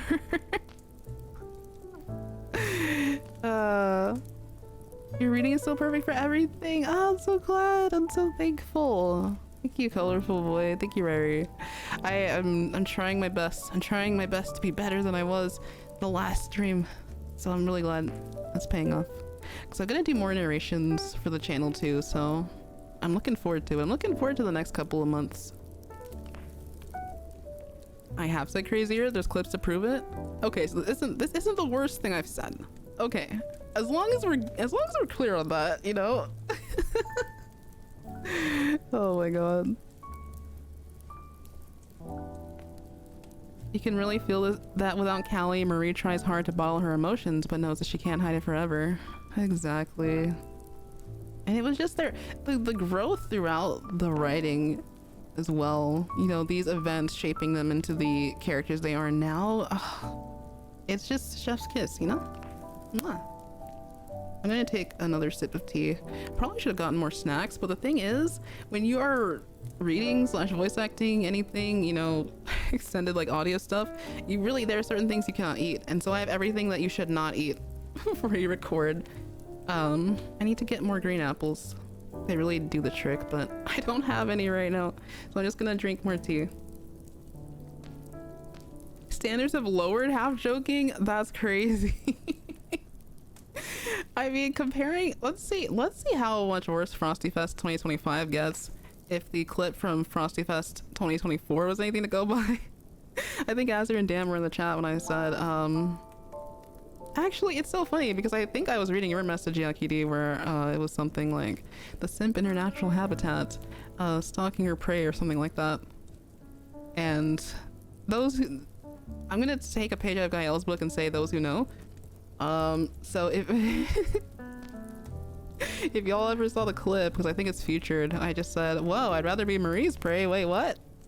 Anyway, time for tea.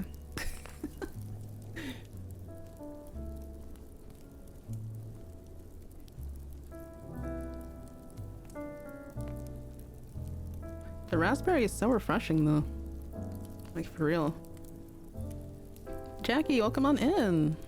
Hope you're doing well. Hope your morning's going well. I can guarantee that I will be on Big Man's team. I don't care. I think, yeah.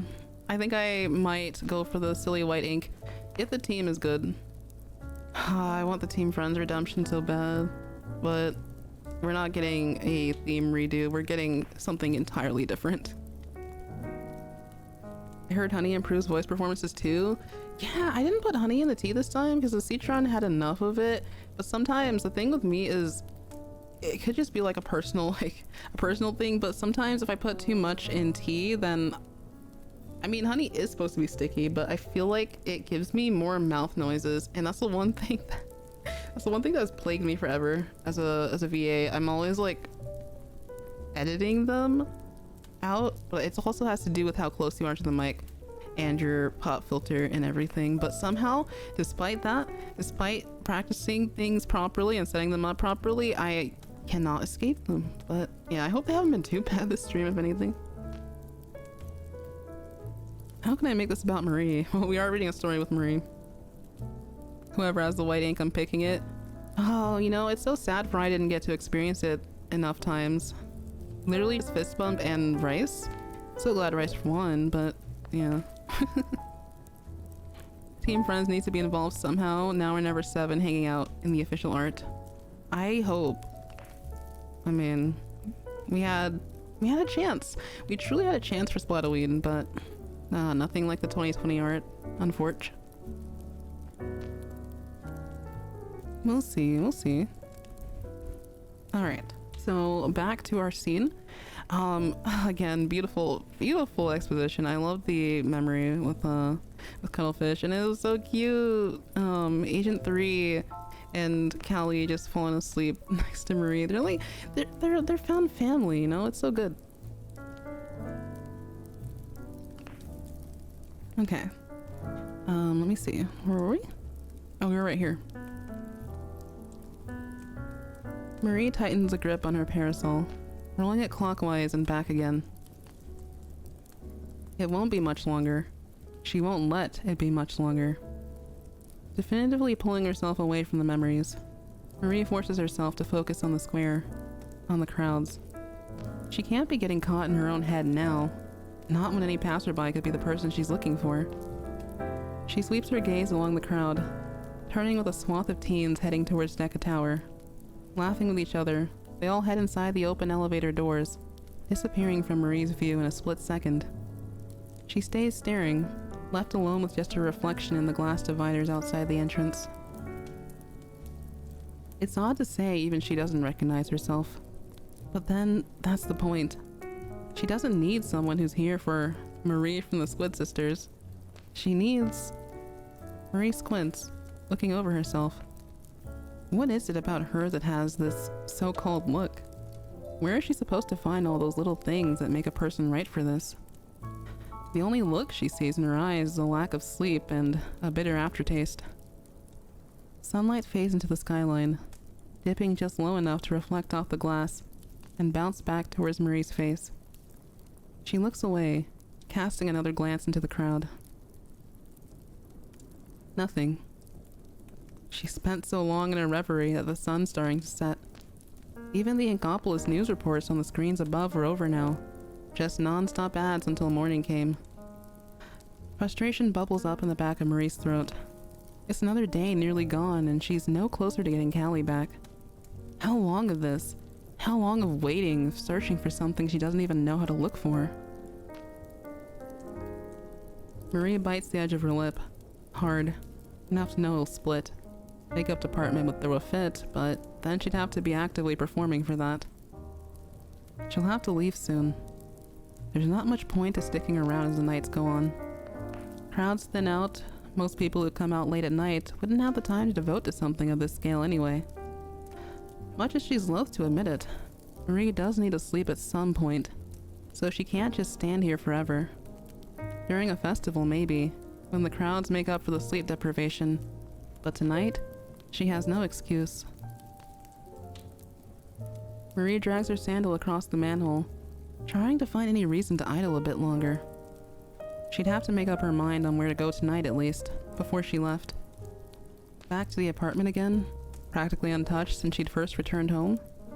It's a bit of a mess, but Marie can't bring herself to move anything that wasn't in danger of actively rotting. Callie's comfortable shoes are still thrown across the living room, from where she kicked them off last time she was home. Her laundry is still in the dryer. A bowl of dry cereal Marie can't stand just sitting on the kitchen table. The other option is the cabin, the old sofa with the out-of-place spring.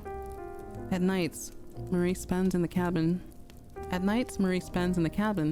She keeps her radio on, trying to get any hint of where to even start looking in the crackling static that drones endlessly on. She doesn't sleep much those nights, ears straining for anything hidden in the white noise. She spent most nights at the cabin. With the clouds over, the now empty Ankopolis News building growing an ever more vibrant magenta, there's not much daylight left. Marie takes a breath. It's time to go. But as she lifts her foot, her gaze sweeps out into the crowd one last time.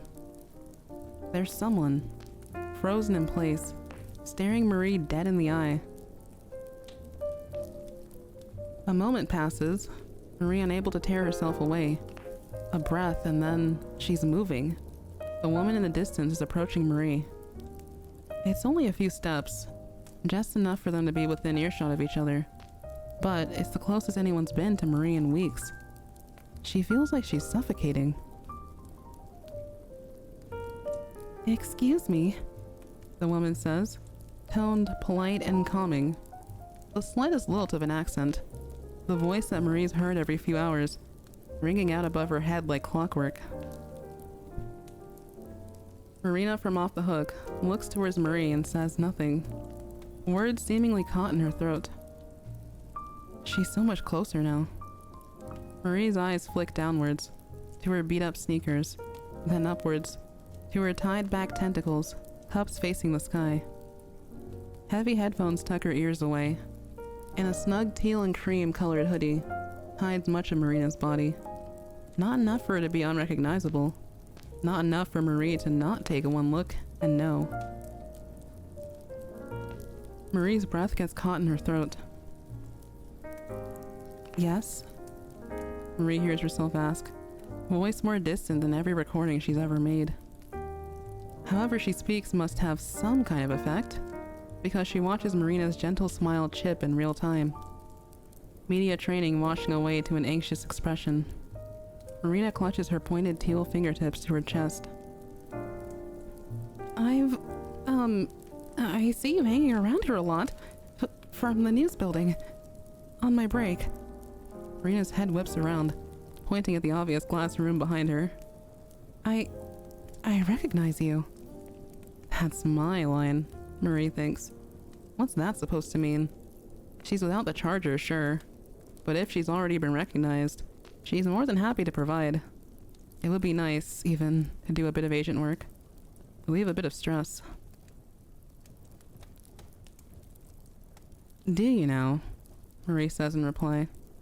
She can't meet Marina's eye, so she settles for looking at the small tentacle curling out above her forehead. Marina nods profusely, practically bowing over. I just...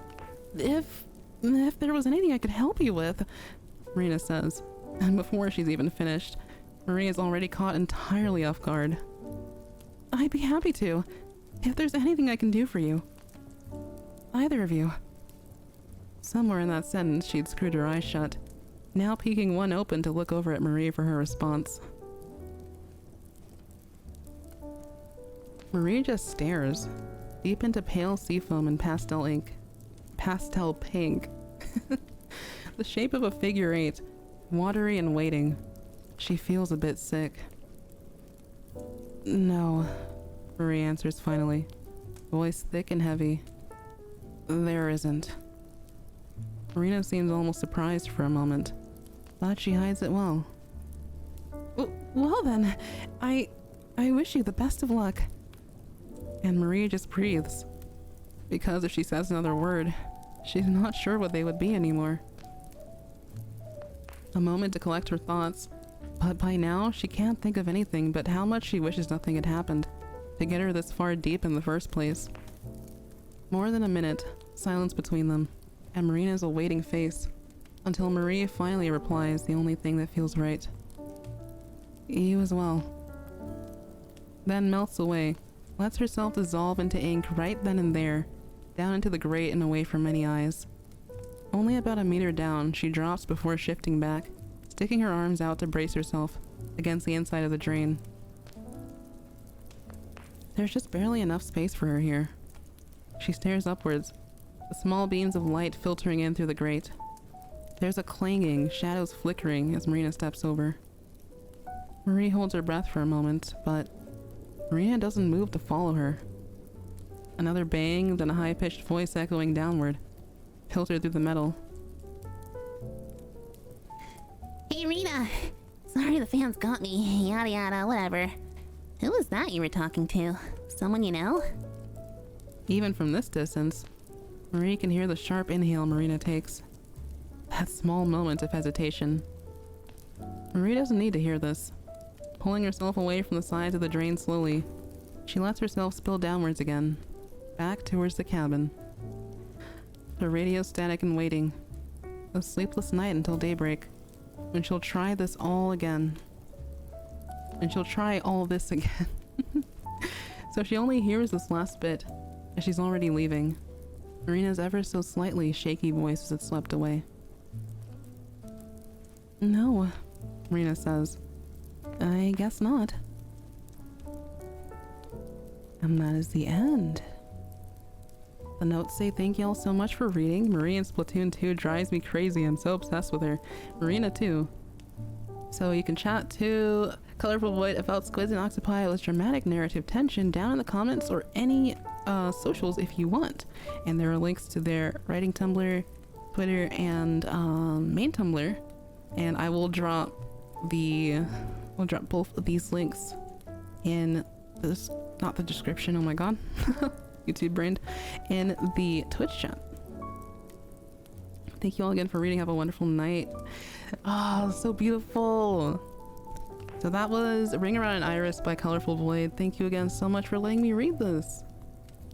And sorry there were so many intermissions in between, but I love getting to interact and share my thoughts at different moments, so yeah, incredible. Can we get some clapping emotes in the chat? Some 100 emotes, fire emojis, whatever you want to use. Some Maries. This was amazing. Thank you for reading it. It was perfect. Oh, I'm so glad. Thank you. Thank you for being here. Thank you for being here live, Ray. It was a lot of fun. Actually struggling to stay awake now. The bedtime story was a success. Let's go. That was somber and bittersweet. 10 out of 10. Nearly cried 3 times. Aww. And was this fic made? Let's see. Let me go ahead and, okay. It's gonna be a little bit of a flashbang, so I'll make this smaller, just in case. I need to turn dark mode off so that I can open the rest of these links. And we can scroll up to the top. I've already given kudos, but I want to give them again. That's not fair. This was written this year, but it was published on August 25th, 2024. Oh my god, it was like a pre-birthday gift. It was literally like a few days before my birthday. Thank you for my life. Yippee, that was so fun to read. The refusal to accept help and immediate self-deprecating regret is so real. Yeah, Marie, oh, I love how she was characterized in this, because you know she was going through a lot between that like time period where it wasn't just Callie who was gone. When you think about it, like, this is something that I don't always remember. It wasn't just Callie who was gone. 3 and Cuttlefish were in the metro at the time, so she literally had no one else that she could contact readily. You know, her closest family was just MIA, and like her parents are in Calamari County. Like, she didn't have anyone. She probably didn't even want to call her parents and be like, yeah. And she was worried as to what they would say. Like, I'm pretty sure they saw the news. Like, I'm pretty sure it wasn't just Angopolis news. Like, I'm pretty sure it made all the headlines. Like, it was tough to deal with, you know? Okay, but let's let me go ahead and grab these links here. Mature content warning. I'm surprised those still actually pop up. Here's ColourfulVoid's Tumblr, y'all. I'm gonna drop the links in chat. Please go give them a follow. Please look out for more of their awesome stuff. Oh, and they're also on Blue Sky, so yeah, you can chance follow them there as well. Hugging my Marie plushie right now. She deserves all the hugs. Congrats again on getting the funding for the Off the Hook plushies in order to. Yeah, now that we have Twitter open, I can show y'all what the posts are if you didn't see them. Big shout out to Hopeful Dream for that, by the way. I will I think a while back they said I should sing Blushing Ties. We're gonna do a karaoke soon, so I will sing Blushing Ties, or I'll try my best. I don't know if the lyrics have been posted. We'll see. Oh my god. Look at them. Look at these images. I love their little faces. Oh my god. We have Pearly. Oh yeah. It gives the like full notifications for both. Oh my god. Order Tune. Hello. And then Marina. Oh, I can't wait. That was a great read, so I'm gonna head out now. Have a good one, Brink. Thank you for dropping by for a little bit. Stay fresh. It was, yeah, Marie was all alone and it makes me so sad. Who could she turn to? Yeah. And you portrayed that so well, Marie. Like her internal struggles. Just her, like, again, I see Marie as a really big overthinker, and I love when others headcanon her that way. I love when I see that in like Gomi Pummy's comics. Like, it's so good that we've all been able to just pick up on these little bits of her personality through all the banter and all the lore. And take care as well, Soda. Stay fresh. Everyone has to head out now. Thank you for listening. We have a couple more fics. We do have technically, I would say the shorter ones are saved for last. But we have some more fun reading ahead. We should have an in-game mode where we can hug the idols. It would fix me. Marina is the one out here with the she has the hug hands. Literally, like, she's outstretching her arms to you. I think if they gave Marie that kind of pill, they would probably die, but I think that would be super adorable. Thank you for the hydrate as well. Let me drink the rest of this tea. I think I'm almost through it. So I guess the water's gonna like be what I have for the rest of stream. Overthinking and me are bedfellows. Hello darkness, my old friend. Yep. Taking your plushies with you for a vacation. Awesome. They get to see the world with you. All right.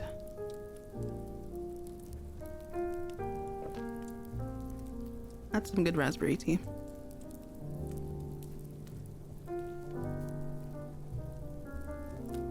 Have yourselves a good orbit around the sun. I love that catchphrase for the spaces.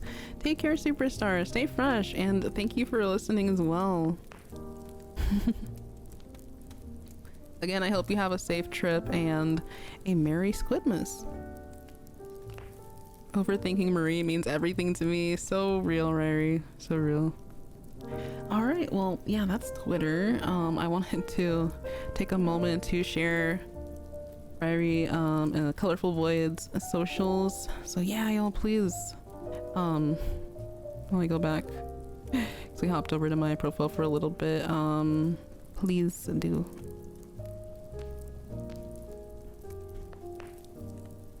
So many ideas for drawings. I hope you have so much fun.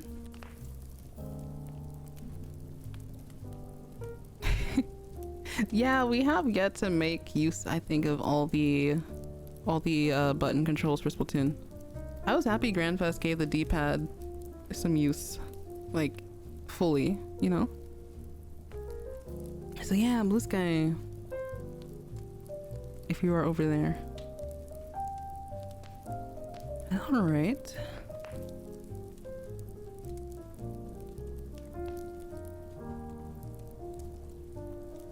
I think I might have to do a quick BRB before I start reading, because I don't want to get up in the middle of reading. So yeah, y'all know what hydration does.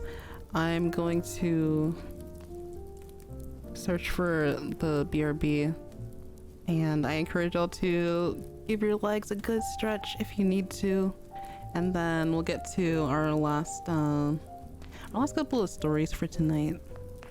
So once again, thank you so much, Rary.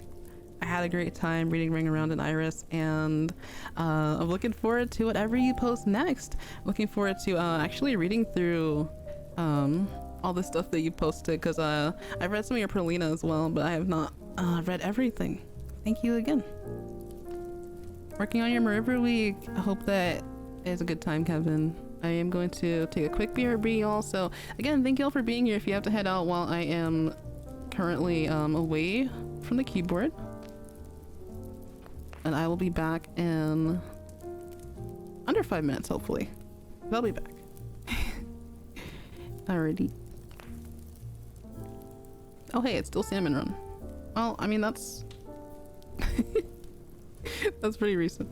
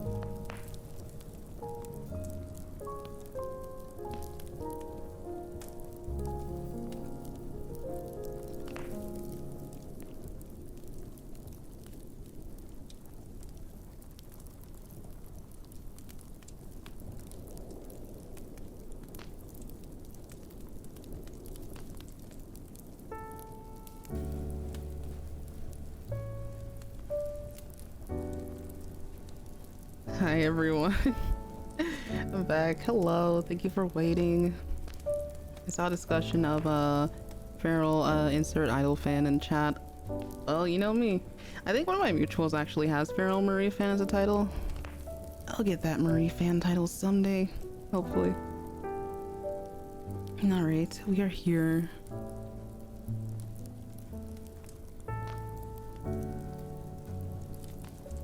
Yay! I need to redo this text at the bottom of the screen.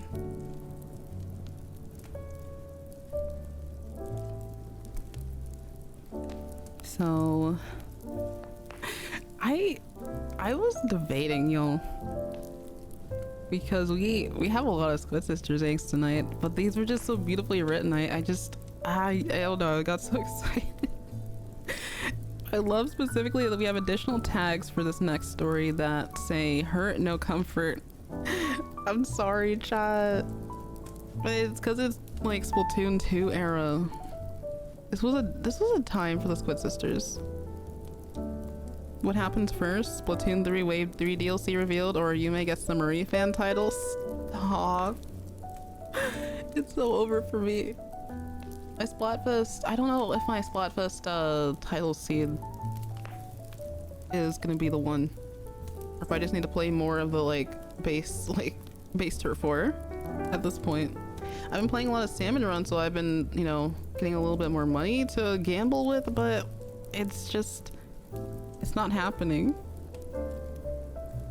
I also think I have to redo the title seed checker again. It's an ordeal. But I digress. Our next story is I wrote what I was saying. Dear Callie by Acid Hughes.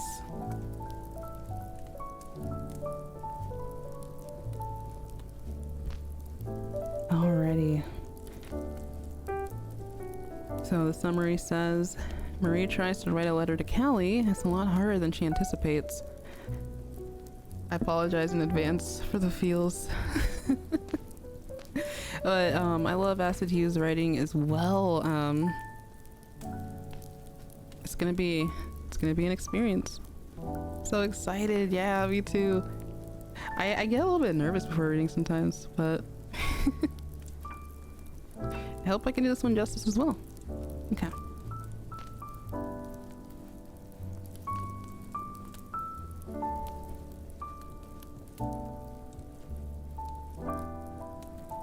Dear Callie by Acid Hughes. Marie first learns about it online. The search bar reads, how to deal with the loss of a loved one. Callie's not dead, obviously, but the last month and a half of her missing sure feels like it. It's getting harder and harder to cope with by the day, and Marie needs something to help ease the pain a little bit. So she turns to the internet and scrolls through the different articles and tries to find something that can make her feel a little less like she's going crazy. Most of the advice she ends up finding is stupid. Yoga isn't going to bring back her cousin, and meditation is the last thing she needs when she feels like she's at war with herself. The articles tell her to take frequent walks in fresh air and warn her to avoid bottling up her emotions, and she angrily clicks out of them. Nothing seems like it's going to work. It's hopeless to think some words on a screen can make her feel better when Callie is missing. But she tries and tries and tries until she finds one article that catches her eye. Writing letters. I'm sorry, but there's one comment from Inkpaw that says she hasn't tried essential oils. Stop. She needs to burn some incense. For real. Anyway, writing letters. She reads the article once, and when she doesn't completely hate it, she reads it again and again and again, until the words are engraved in her brain. It doesn't seem like a terribly bad idea. Writing a letter about everything she wants to say but can't to Callie. Writing letters to deceased loved ones is a great way to heal your grief, it says. It's a healthy way to cope with loss and to get your thoughts set straight. You might feel lost without them. Yes. You might feel like it's impossible to move on. Yes. You might even feel guilty. Absolutely. She reads the article a few more times before she shuts her laptop and wipes her eyes when they start to sting. She'll try to write a letter. For now, though, she pushes her laptop aside and lays her face against her desk. Letters and loss and guilt are too much right now. Callie's not in any rush to read it anyway. Oh, my heart. In between here, we see... We see the the 3 words that are scratched out that say, I miss you. Emotional damage. The ending of the scene, yeah. It's always those one-liners, man. This is just...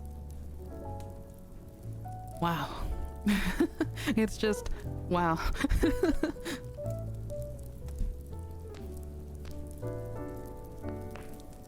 When the last of her singing fades out and the music disappears, the crowd erupts into applause, and Marie puts on a smile, waving at the audience as the stage lights start to turn off.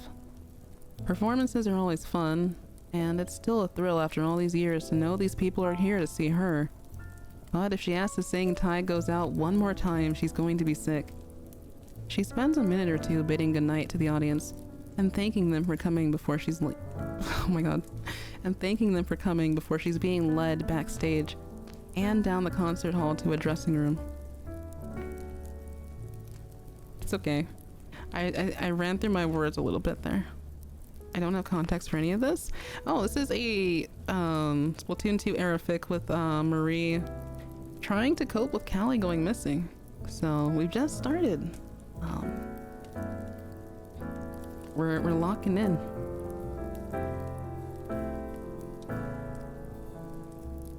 Oh, we have a I think it'd be interesting seeing the idols have bodyguards around them, but we know that they're like completely capable of handling their own too. But I like this addition. That was great, the spider crab escorting her says. He leads her through the hallway, and she only half pays attention to what he's saying as she stares at the doors they pass and wonders who else has performed here. You're really good out there. The crowd went nuts. Thanks, she replies. She knows she's good. After all, she's a part of these Squid sisters. But right now, she doesn't want to hear it. She doesn't deserve it. Oh. He nods. I think it was a good idea to do this, he continues. People are still kind of freaked out about the whole Callie thing.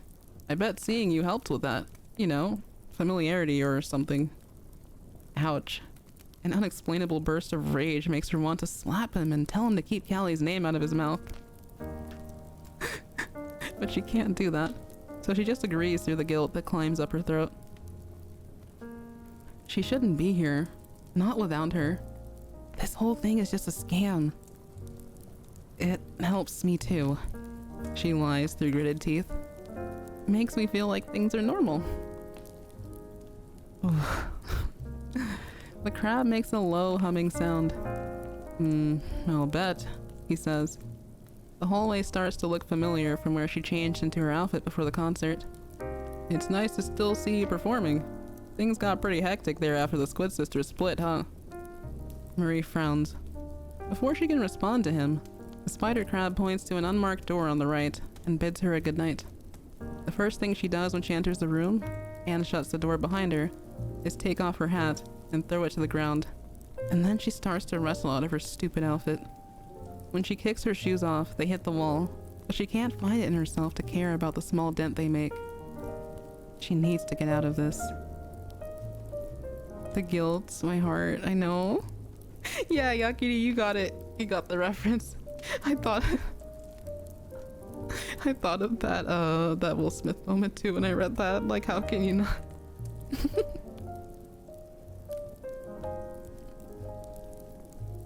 She isn't supposed to be wearing this. Not when Callie isn't here to mash with her. The bright sequins on the dress, Callie's design, catch in the fluorescent light at the dressing room, and it makes her head ache as she peels it off and throws it to the floor. Stay fresh, Callie. Have a great rest of your night. Thank you for listening. Still, even after it's off and she changes into something more casual, her skin itches and burns. She shouldn't have agreed to perform.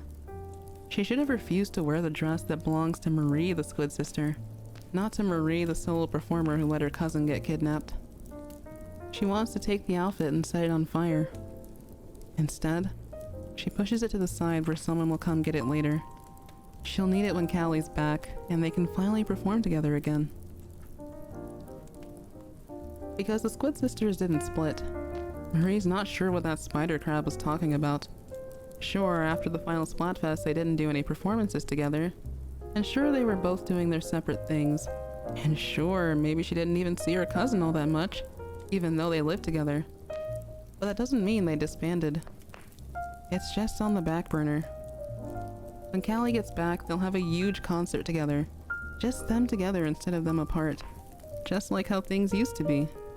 How they should still be. How they should still be. When Marie finally gets home an hour and a half later, she grabs a piece of paper and starts to jot something down. Is it my fault? And it's scratched out.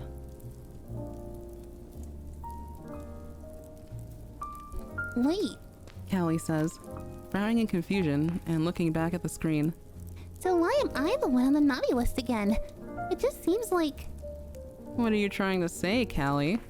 Marie crosses her arms and taps her fingers against her elbow. Behind her, the poster for Team Nice smiles at the camera, a contrast to her own scowl. Callie's eyes widen. Nothing? She exclaims, lifting her hands up like she's surrendering. Forget I said anything. I'm plenty nice, you know. Marie turns back to the camera with her signature smirk. I care about... Yourself? Callie interrupts, turning to the camera as well, and smiling sweetly like she's not pushed past her limit. Winning? Insulting me on live TV? Marie watches herself jolt in shock, and Callie continue on like nothing happened. When the video comes to an end, she rewinds it, dragging the slider and bringing it back to the beginning. It's nostalgic to watch herself like this. As much as she's grateful for how successful she's become, she would give anything to travel back in time to when it was just her and Callie against the world. When they would crawl out of bed exhausted in the morning to go to the studio and start recording for the news. It was something she never appreciated at the time, but now she wishes she could go back and leave all of this behind.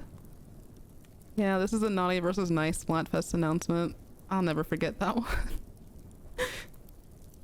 Oh my gosh. The signature smirk though.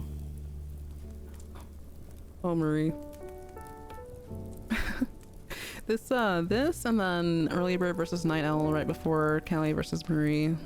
Those really were some of the like pivotal like Splatfest dialogue moments for them, I think. But compared to Off the Hook and Deep Cut, their time on air was so short. Like in terms of how many Splatfests they had and just the dialogue bits in general.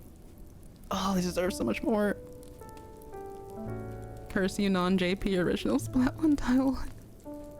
Everyone thought Marie hated Callie's guts. That's why I said that in the script when I wrote that Marie nostalgia video.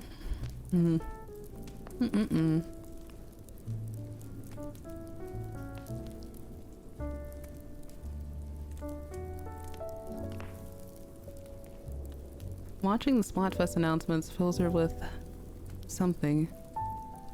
Something that makes her feel like she's about to choke. She was really mean to Callie. If she could go back in time, she would be a whole lot nicer than she was before. She rewinds the video again and watches as Callie indirectly calls her selfish and self-centered and a bully. She watches the other ones too, like when Callie says she's sick of her attitude, or when she tries to defend herself after a too rude comment. She wants to stop watching them, but she can't. The past 2 months, she's wondered why and how Callie got kidnapped. And there's a small part of her that's been thinking something she really doesn't want to be true. But the more and more she presses rewind, and watches her face fall, and watches Callie frown on screen, she starts to believe it. Maybe Callie ran away. Maybe Callie didn't want to be around her. So instead of joining her in the visit to their hometown, she left. Maybe she resents her and this is her way of getting revenge on her. Maybe all the words and snarky comebacks and insults were too much for her to handle, and she finally had enough. Maybe it's Marie's fault. Marie knows she can be mean. She can be short-tempered and blunt, and her tongue can be sharp even when she doesn't mean it to be. She should have done better. The video stops playing, and this time she doesn't press rewind again. Instead, the revision blurry with tears she refuses to let fall. She grabs a pen and scribbles on the same paper from after the concert, and tries not to hate herself more than she already does. Please come back. Oh. It's so interesting though, because this could be taken as just the perspective of the English dialogue that we got, but I know that in the Squid Sisters stories, it's canon that Marie was kind of regretting winning the final Splatfest. She wishes that she didn't. I do remember that. So this is like on point. It's wow. Poor Marie. Not all the intrusive thoughts. Yeah. All right, next scene. I'm sorry I didn't tell you before. Marie apologizes. She hands For a bottle of water and the agent takes it gratefully, unscrewing the cap and chugging half of it in one go. I should have told you about Callie up front instead of lying to you. It's okay, For says when she finishes drinking and catches her breath. There's still a few drops of magenta ink on her cheek, and Marie brushes it off with her thumb. I think I'd do the same thing if someone close to me went missing. Marie takes the water back from For as the agent squeezes into the cuttlefish cabin and gets changed out of her hero suit for the night. It's been a slow but steady process, and with Beaker's Depot finally cleared and out of the way, it feels like Callie and the great Sapfish are that much closer to coming home. For's an extraordinary fighter, and she learns quickly, and in the past 2 months of guiding her, Marie started to feel a fondness for her, almost like a big sister. She still doesn't know much about the pigtailed inkling, but she knows that she's 16 and lives alone in an apartment somewhere near the square. Herp is an easy way to make money, but every now and then, she still slips some coins into For's pocket as she leaves, just to help her out a little. It's the least she can do. Aunt Marie's real For interactions. I know, it's so good. Sighing, Marie closes her parasol and sets it down outside the cabin before she takes a seat on the bench and waits for For to be done. It's been a long day fighting the Octostomp a few times over, and the sky twinkles with stars against a deep indigo that seems to stretch for infinity. It's one of the things she appreciates about the outpost. Here, away from the pollution of the city and the bright lights of skyscrapers, it's easy to see nature's unfiltered beauty, and the cold chill of the night always helps her brain clear after a day of worry and stress. Tonight, though, it doesn't help a whole lot. Not after that cryptic message from before. Instead of admiring the sky, she simply closes her eyes and leans her head back. There's a familiar ache starting to press between her eyes that always comes along with worry.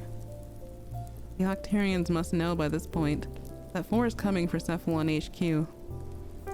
And based off the message they received over their headsets, it sounds like the Octarians are prepared to fight, if she makes it that far. She already knew it wasn't going to be easy getting Callie back, but right now the hopelessness from before is starting to feel 1,000 times heavier. She must have aged 30 years since her cousin disappeared. Oh my god. She wants to hope that Callie's safe wherever she is, but she's completely drained of any hope or positivity, or anything right about now. The toll of the stress and sorrow she's been feeling is really starting to weigh her down. If Callie's alive, then that's enough for her.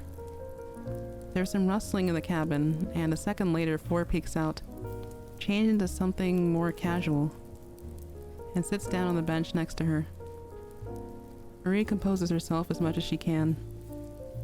God, everything hurts, For huffs, leaning back against the cabin and looking upwards to glance at the sky. Her tentacles are out of their pigtails, and instead they messily curl over her shoulder. And I thought the samurai was bad. Marie smiles. Even if Callie's disappearance has left her feeling empty, 4 has weaseled her way into her hearts. It makes her feel a little bit less like she's completely alone. You did good, kid, she says, reaching out to pat her head affectionately. I'm impressed. You've really made me proud. Under the faint light of the moon, 4's cheeks color, and Marie laughs as she hits away the hand on her head. Whatever. She sputters, although the smile on her face betrays her. You're the one who taught me. Marie laughs again, genuinely laughs, something she's been doing a lot less of lately. When she met 4 2 months ago, she was an angsty teenager too big for her boots, and seeing her blossom into a confident fighter has made Marie proud. Still, she says, you're the one actually fighting out there. I'm just giving you instructions through a headset. 4 rolls her eyes, but her smile grows wider, and she finally relaxes and lets Marie keep a hand on her head. Thank you. She says genuinely. For real. Thank you, Marie. Marie doesn't say anything more, just gives her another pat and a smile, and looks back up at the stars. She's slightly surprised when 4 pulls away from her hand again, so she can lean against Marie's side. But she relaxes and wraps an arm around her shoulders. It's getting late, and they should both go home and get some rest. But now, she's content to just stay here. Just for a little bit. Was this after Callie was saved? I think it's like right before. Like, they mentioned Cephalon HQ, which is the final area, so that's right before Callie rescues. Also, Ryder, welcome back. Hi. Hope you're doing well. Mama Marie. Yeah, but there's a lot of areas in Octo Canyon, so I love that this sort of covers that. We had Ryri's story before as a sort of, I felt like it was perfect because it felt like it was right after that prologue of the Split Sister stories, which in that they do mention yeah, Marie finds 4, you know, but we got Marie and Marina interaction, and I love that so much. But here, you know, it's like we have so many different perspectives. It's great. Agent 4, be happy forever. So real. I hope that they're okay wherever they are. Mom Marie is so good. I see her. It's like, it's funny though, because like I know people have usually said Aunt Marie, like especially like since I was there beginning of Splatoon 2 era. But I like also seeing it as like the mentor relationship, or like the, even when people say like you know, like adoptive older sister, I'm like, oh, it's so real. But then there's so many ways you can also interpret it too, because I mean, again, when people have their OCs and you know they wanna do a little you know, a little shipping, you know, I think there's so many ways you can interpret it, so it's genuinely a lot of fun to see. Marie will be a wine aunt. Oh my god, I want Marie and Flo to hang out. Because I know Flo definitely has that vibe too. Mentor plus found relative could still work. Yeah, so many interpretations, right? Mom Marie. Oh my god, actually, hello.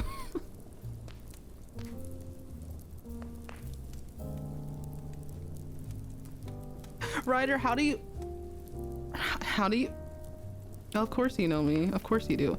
Of course you do. Of course you would say that. Of course you would say that. You beat me to it. You beat me to it. Baby girl. Oh my god. Milfrey. I was gonna say Mommy Marie. Oh my god. Oh, Milf Marie. Personal space. Okay, my bad. I'm sorry.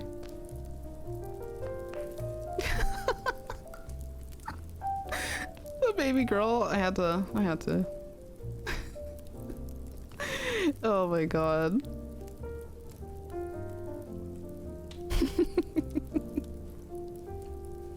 You're asleep with earbuds and listening to this? I'm glad it's calming. Oh, and I'm glad you can enjoy your break from after finals and everything. I'm so happy for everyone who's like finally free from that. Get so much rest and relaxation. I woke up to that. Hey, blame Ryder / J. Love you too. Should I clip? If you would like to. I always love looking back on the clips, so thank you for those.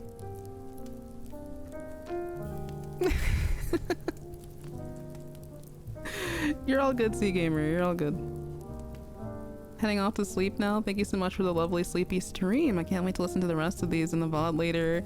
Oh, have a good night as well, ColourfulVoid or Ryrie. Have a good one. Stay fresh. And again, yeah, thank you so much. Thank you for being the opener to this stream. Amazing fic. Take care of yourself. Have a good one. Chewing on me? Oh my god. My ankles. Ouch. Ryder, you're so silly. Yeah. Have a good sleepy to everyone who's heading out. We have a little bit to go. I have not read Mariver yet though, Ryder, so we're currently still in delicious Splatoon 2 angst. My god, these stories are written so beautifully. I feel like Ryrie and Acid Hugh's stories just like flowed into each other so well. EP2, hey, what's new? Flashlight hearted. But let's continue to our next scene. Let's lock in. This story could work so well for your dubbing. I'll reach out to them about that. Oh man, I love doing, I'm not gonna lie, I love doing the full recordings because I can add sound effects and more ambience beyond just you know, our normal BGM. I feel like the jazz is putting me in a good mood, but I love getting to do that like extra editing. All right, more water. Oh wait, actually I still have tea. Tea and then water.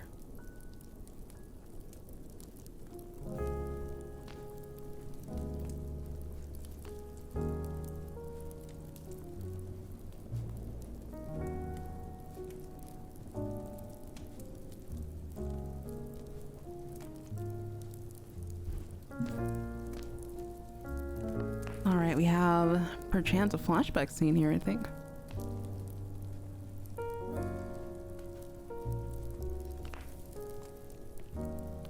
Oh yeah. Oh man, prayer feels, y'all. Continuing on.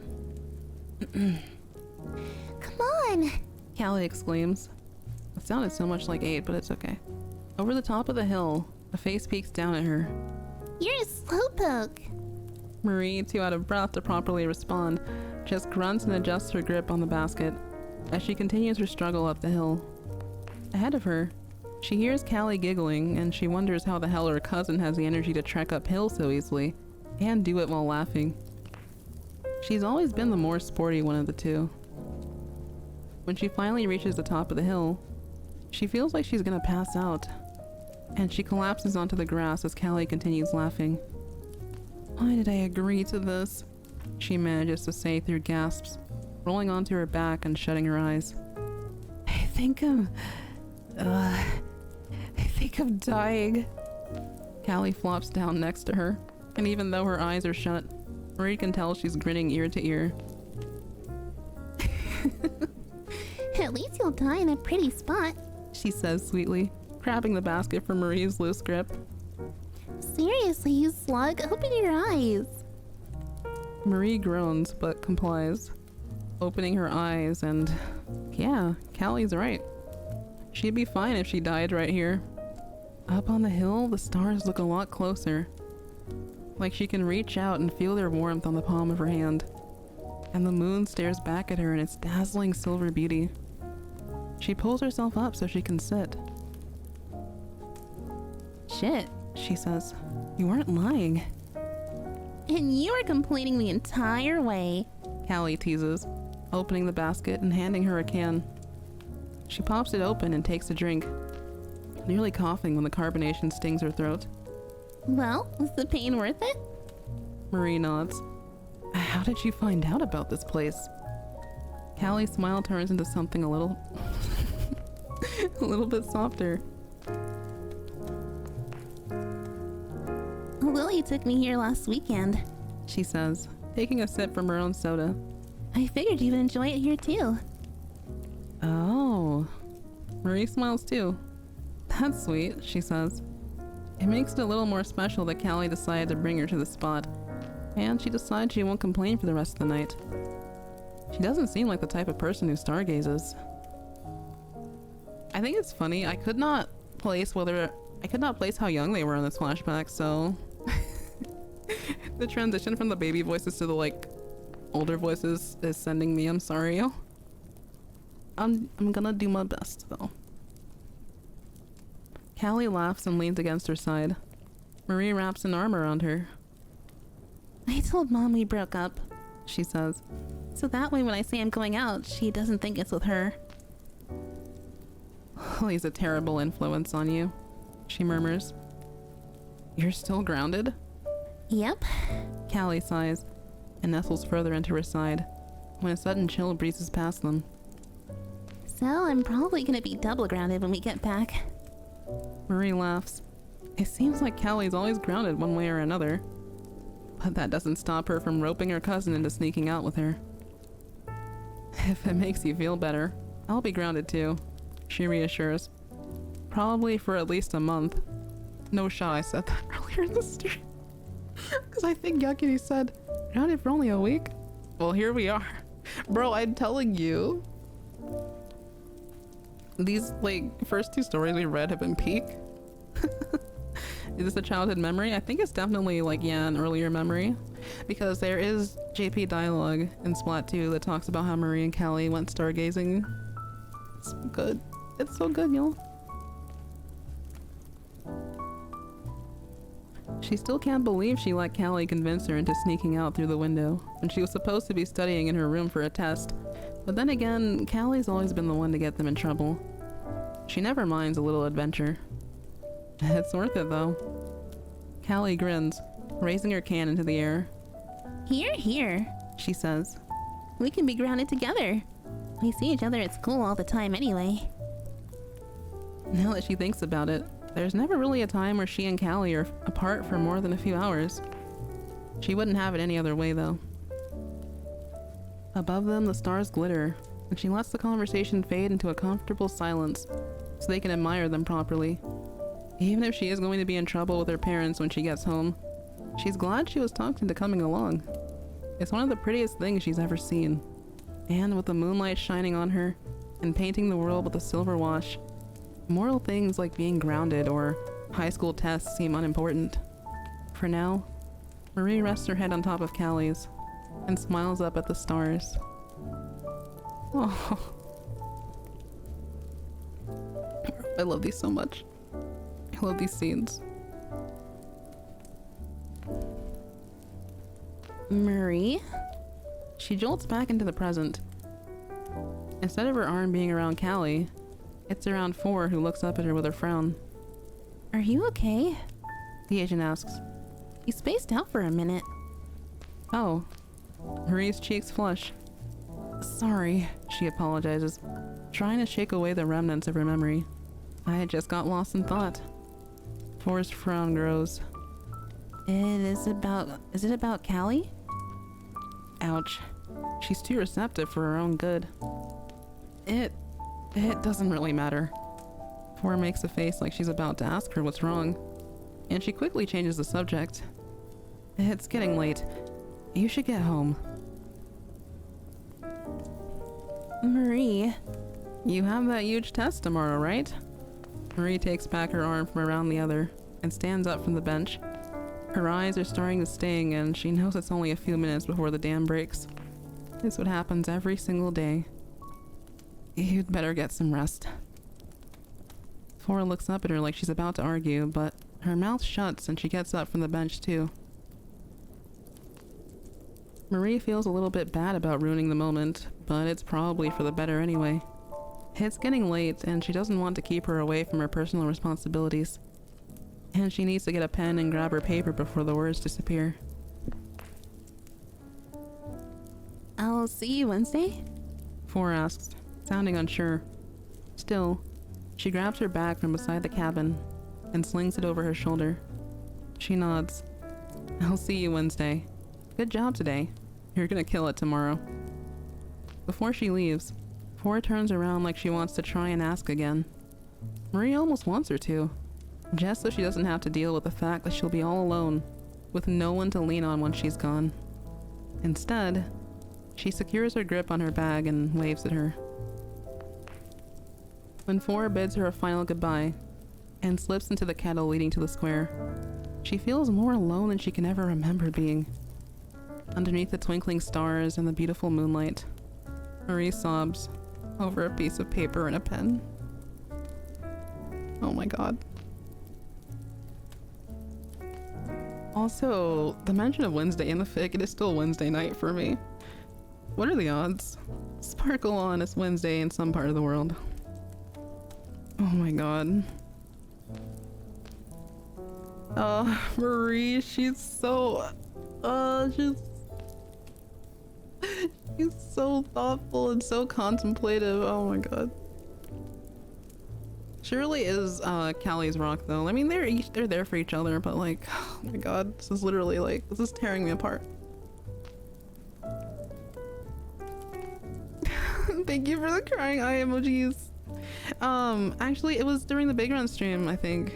Yeah, I gifted you one, Ryder. Spacing out with yumeparadox. Oh, because Marie spaced out. Amazing. All right, let's continue on.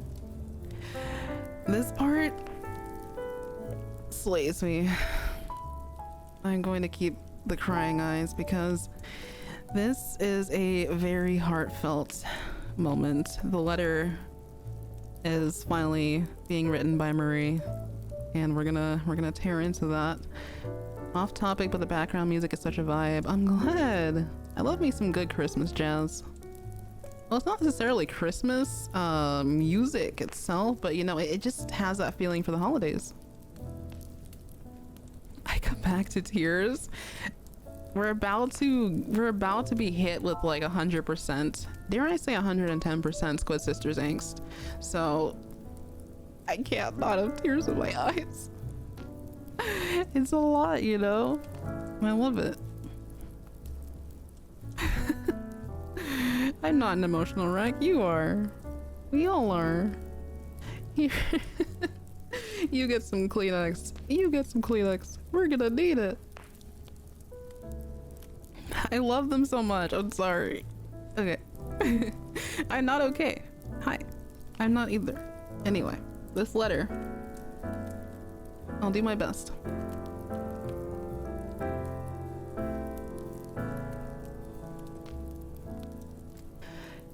Here's Marie's letter. Dear Callie. Well, not really dear you, but dear the you in my head. I don't even know why I'm doing this. It's been about 2 months since you've gone missing. It feels a lot longer than that, though. Your parents are worried sick, and so are mine. Gramps would be too, if he knew. It's always like him to disappear like this, isn't it? I wonder what he's doing right now. Maybe you're with him, wherever he is. It's kind of funny that you're both gone at the same time. You're really trying to make me independent, huh? Well, it's not working. So come home. Do you remember our first real concert? Of course you do. You were so excited I thought you would jump right off the stage and into the crowd. And we were good. I never told you this, but I always did think you were the talented one out of the two of us. You had a way with the crowd and getting them riled up. And remember afterwards when we went to celebrate? You ate so many fries you got sick. And even then, you were still smiling. We belong on the stage together. You better get home soon so we can get back to performing again, okay? You said Squid Sisters forever, so I'm holding you to that. It feels like it was just yesterday we were hosting Inkopolis News. That was real fun. Even though you ended up winning more Splatfests than I did, it was still my favorite thing in the world. I wish we could go back to doing that. It was just you and me together. Us against the world. Sometimes I regret becoming this famous because Now everything's different, and I miss when we were just us. Do you? Do you ever think about it? Probably not. I was really mean to you back then, wasn't I? Well, I promise I'll be nicer to you if we ever get a do-over. I won't make fun of you ever again if you come back home. I hope you come back soon. It's too lonely at home without you. It's not my fault, is it? Sometimes I think it is. Maybe if I was nicer, you wouldn't have left. I should have apologized to you. I should have told you before you went missing. I'm sorry I was a jerk. I'm sorry I insulted you on live TV. I'm sorry I always made fun of you. You don't have to forgive me. I don't deserve it. Just please, come home. I'm serious. Please come home. I can't do this without you, Cal. I miss waking up to hearing you singing in the kitchen. I miss seeing your drawings. I miss watching your stupid dramas with you. I feel so alone I can't stand it. I keep thinking every time I turn around you'll be there laughing, but you're not. I promise I'll do whatever you want if you come back. Don't leave me alone. Maybe tomorrow I'll wake up and you'll be there. You'll be in the kitchen and you'll turn around and smile and it'll be like you never left. And I'll apologize and tell you everything and tell you how sorry I am and how much I love you and how much I missed you and that I hope you can forgive me and I hope you never leave me again. Please never leave me ever again. Come home. I love you. Do you know that? I love you, Callie. Please come home. I miss you. Your cousin, Marie.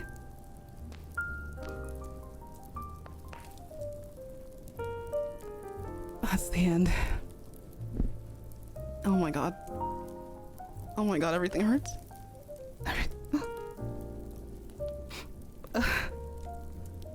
I kind of got caught up in it, I kind of...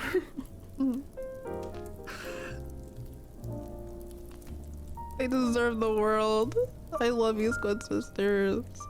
I'm so glad that they're, you know, just living their best life right now. I'm so glad the agent thing might be behind them for a while, because god, it really messed up their like early years.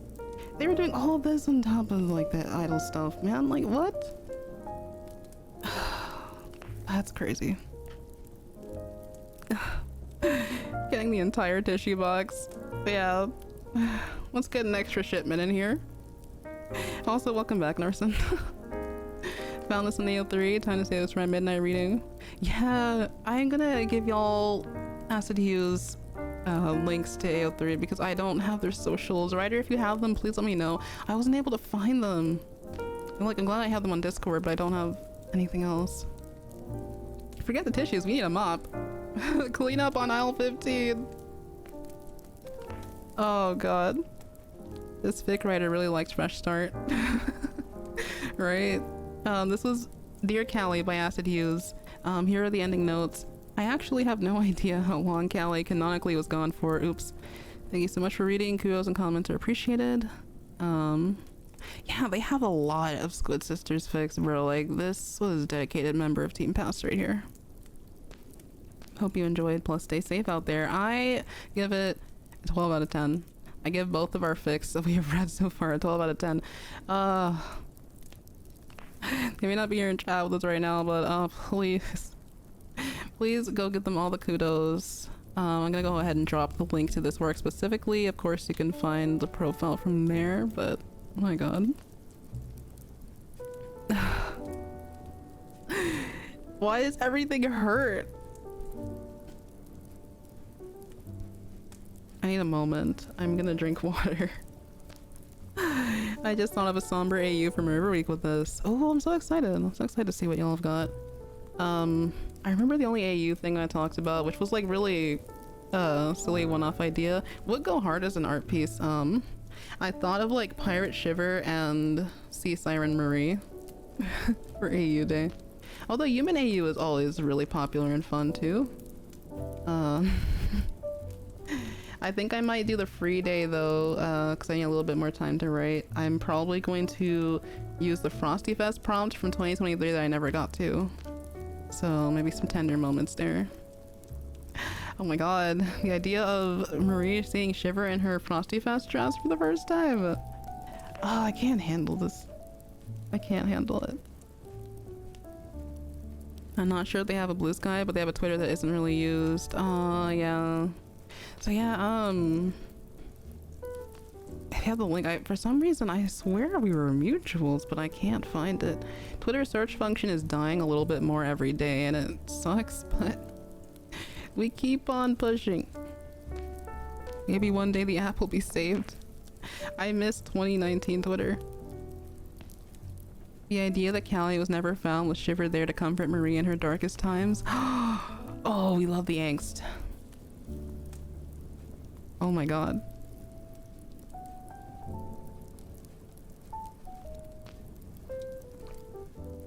Ugh. That's some good water though.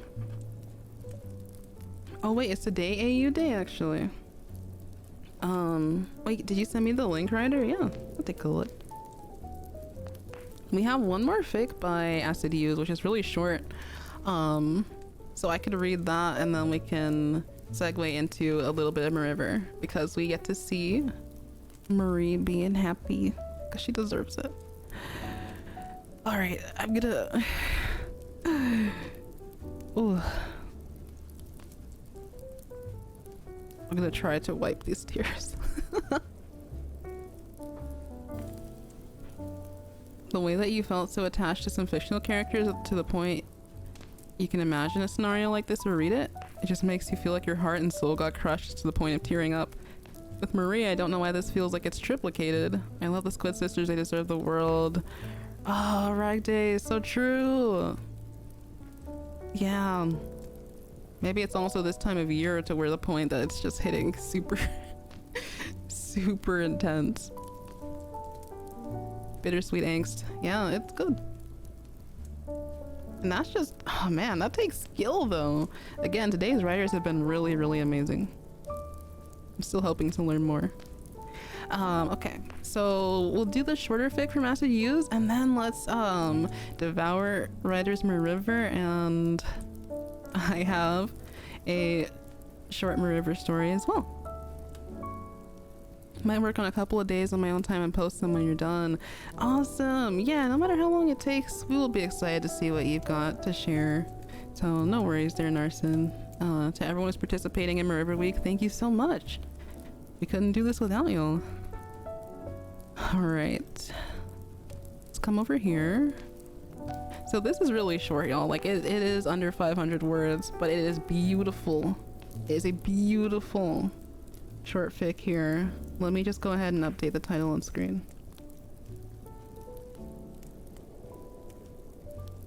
This one is called Wave Goodbye. We still need that performed live, by the way. What if I wrote for Asian 24 week? That'd be awesome too. I'm going to talk about that when the time comes, don't worry. So cool that we have some fun events in the end of the year and end of the month like this. Farewell to the year of Ancient 24 and the year of Shadow as well. Okay, so let's dig in. The summary is, tonight, she just won another final Splatfest with Callie, not against her.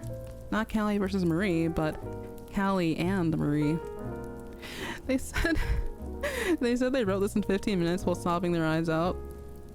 Amazing. So, Wave Goodbye by Acid Hughes. As soon as they're alone, and finally granted a moment of privacy away from cameras and crowds and fellow idols, Callie starts bawling.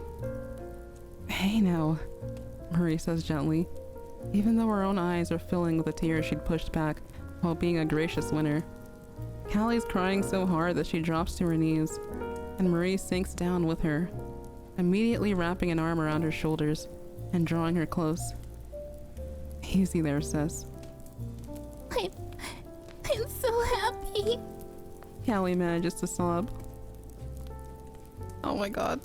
I gotta be strong. She pushes her face against Marie's shoulder. immediately getting her sleeves wet with tears and snot, but Marie doesn't mind in the slightest. We won together. It's been an exhausting few days, emotionally and physically. Splatfests always come with the weariness of performing for so long. And even though Marie's been doing it for a better part of her life, she'll never get used to the all-nighters and shots of 5-hour energy before rushing back out to the stage. This time, though, it goes beyond physical exhaustion. It's the final Splatfest, the big one, and the last few days. Marie's been reminiscing. She knows Callie has. She knows Callie has, too. She's caught her cousin staring off into space a few times. With that look in her eyes, it always means she's thinking about that one. Their final Splatfest. Callie versus Marie. It tore them apart. It almost broke them. It almost took Callie away. Even now, years and years later, the memories of the isolation and loneliness from Callie's disappearance makes Marie paralyzed with anguish. Being pit against her cousin like that, for the entertainment of the public, is something she doesn't think she'll ever forget. Nor will she ever forget the fact that it almost worked. They almost lost each other, but they didn't. And tonight, she just won another final Splatfest with Callie. Not against her. Not Callie versus Marie, but Callie and Marie. Marie can't help herself. A sob tears itself violently from her throat, and before she knows it, she's crying just as hard as Callie is. The both of them sobbing against each other, crumpled up on the floor, and probably looking like a freak show. Marie knows her makeup is running, that there's snot dripping from her nose, but she can't bring herself to care. They're alone for the first time in days, just the two of them, together. And that's how it'll stay, together.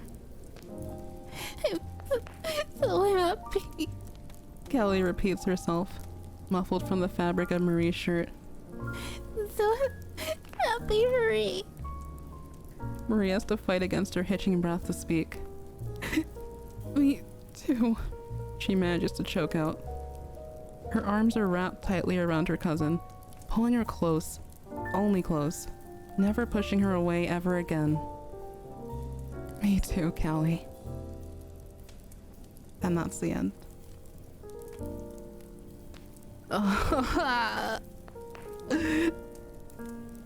The best of friends, the best of cousins. Man, their story is so different from every other idol group, bro. And the devs thought that they didn't cook when they first designed them, when they first, like, introduced them to us. Because they were the first, I felt like they didn't have enough screen time, but man, I'm so thankful to the fans who get it, you know?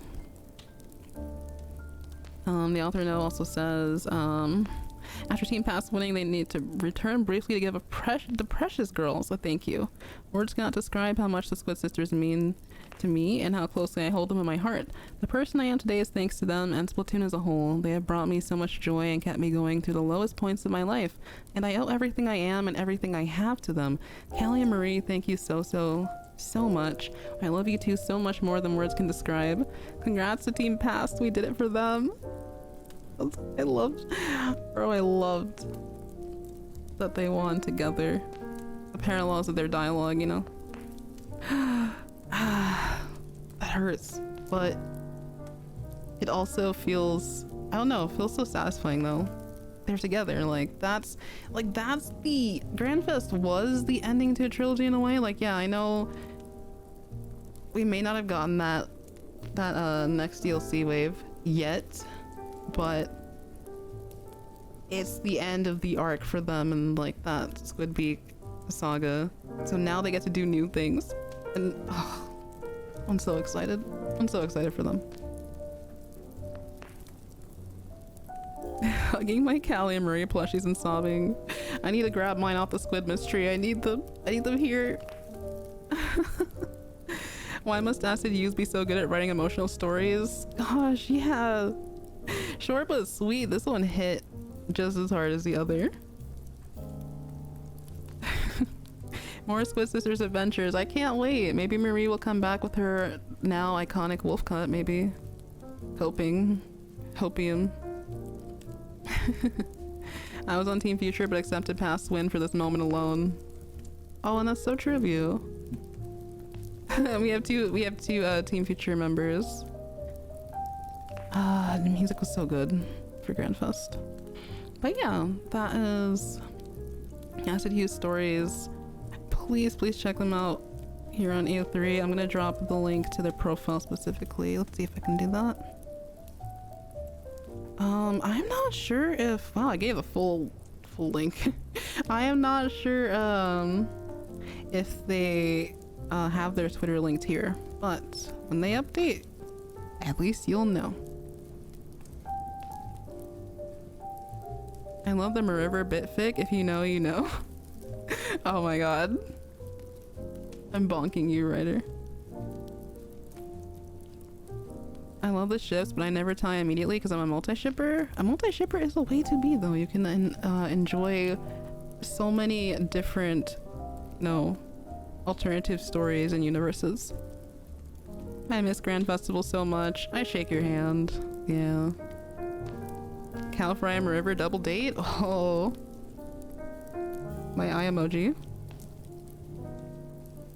Her Team Future? Yeah, Annie and Starship mentioned being on Team Future. And I totally get it though, you know? On the topic of Wolfcut Marie, I kind of hope any reappearing idols get new hairstyles. Yeah, same here. I said this before Grandfest actually got revealed officially or entirely, but I was wondering if everyone would get a new hairstyle.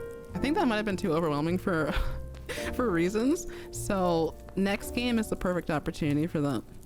I wanted to see Marina with her hair up on her 3D model, but this does mean that Off the Hook will finally get the new model treatment. I honestly feel like it's a new console entirely.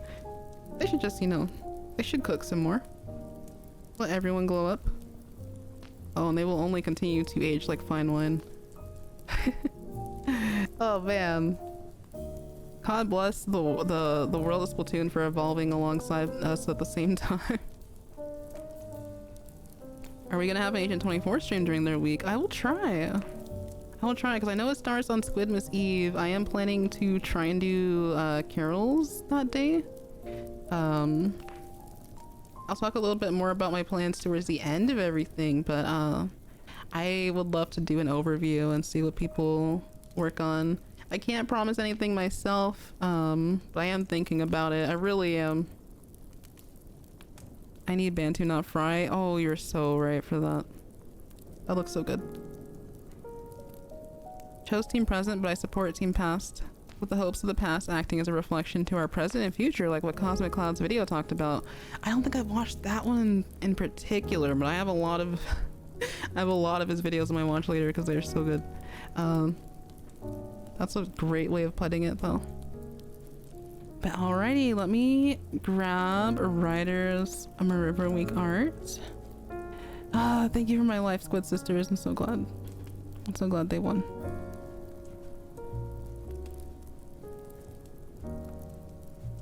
Whoa. So I think we have, this is day 4. Can we also look at day 3? We can look at your day 3 and 4 too, if you don't mind, because we get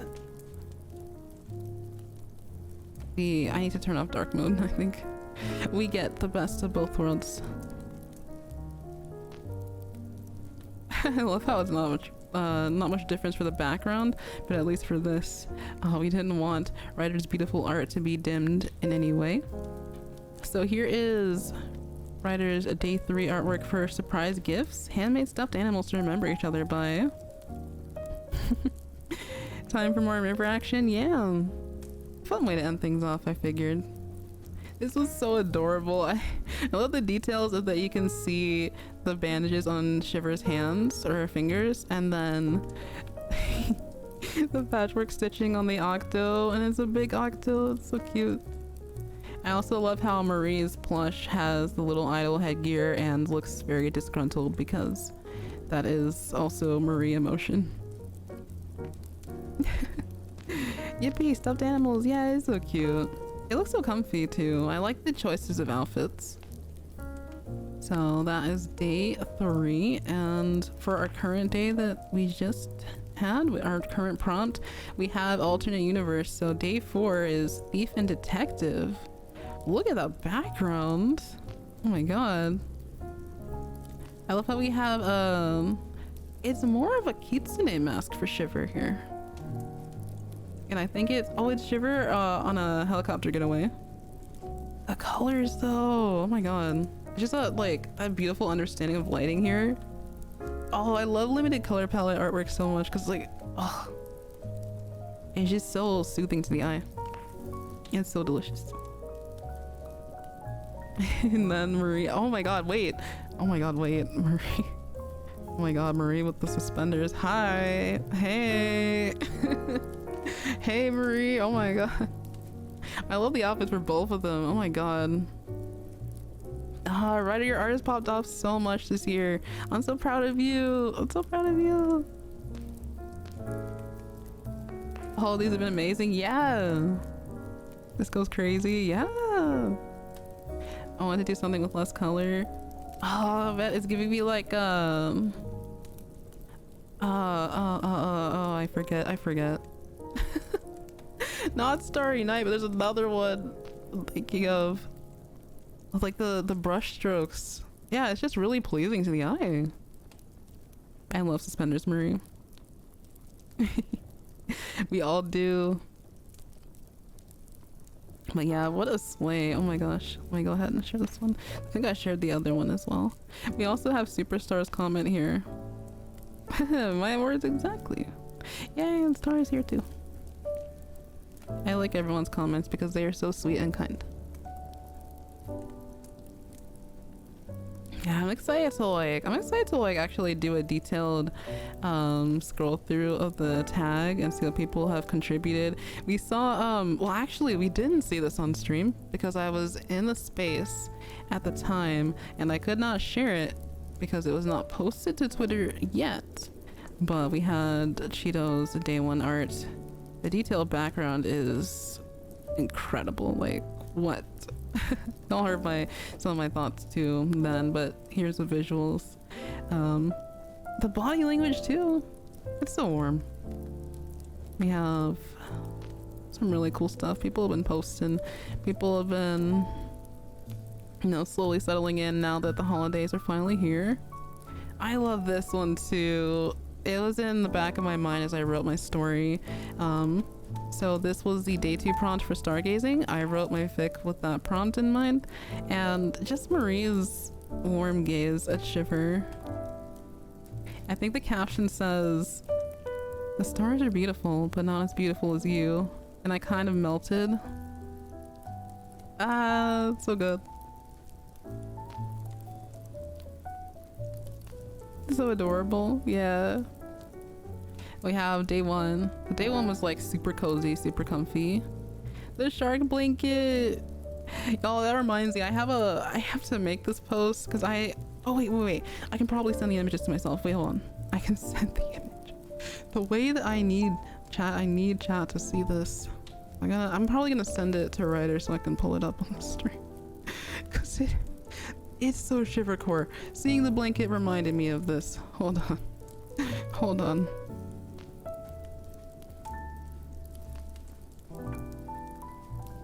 Where is it? There's like 3 images, but it's like it's so lit.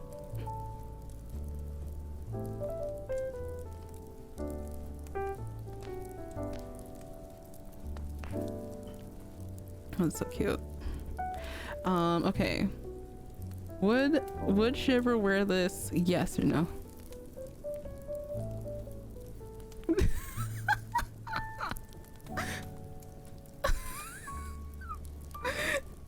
Me posting. It's like a kigurumi that you can zip up all the way. Oh my god. It's so funny to me. Oh my god. There's more, don't worry. Oh wait, there's more. Oh wait. These screenshots are taken from Amazon, so this is at the top. If you perchance are interested in looking this up on the app, is from the Ink Art store, which I think is so interesting that it sounds like a brand that would exist in the Splatoon world anyway. Ink Arts, look at this. It's such a great collage. Like, I mean, shout out to the editor who put this together, because they have convinced me to buy this. Like, what the heck? This is peak. There's a third screenshot that shows you how the hood comes off.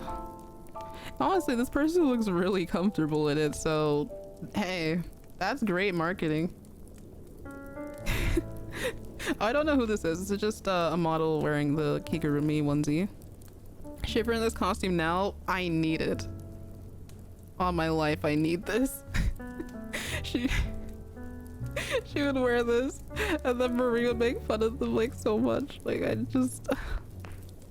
need it.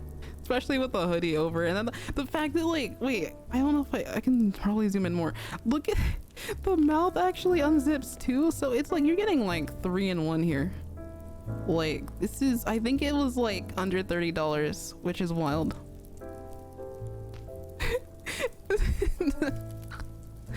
And then the fins too.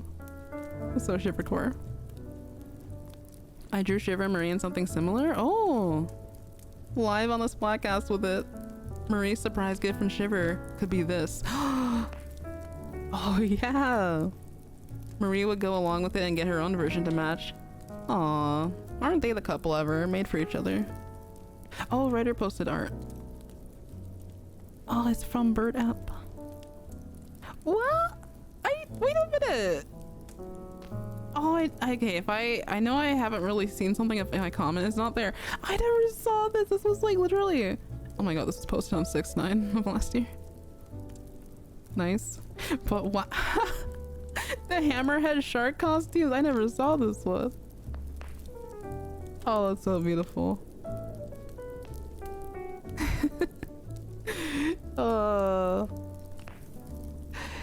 No problem, Yakiri. Hopefully you have a peaceful rest. Thank you for hanging out with us. Hopefully you have a great week ahead and stay fresh. Yeah, this is peak. I don't know about y'all. From a distance, you probably think it was like a big man costume, and then you see the eyes on top. I love how Shiver does have the shark teeth in this. Like, that's something I've always loved about like Shiver artworks. The little tail too. Oh man, pile of shark plushies too. Yeah, really silly. Get a whole bunch of the IKEA sharks. Big man in this. Oh my god, it reminds me of like when Splatoon 3 first released. Someone had drawn all the idols in a big man Kigurumi. I don't remember. I know I'm following the artist, but I don't remember their name. But it was so good. Man, have a good night, Yakiri. Peak. Excellent. Back to Blue Sky. Let's see.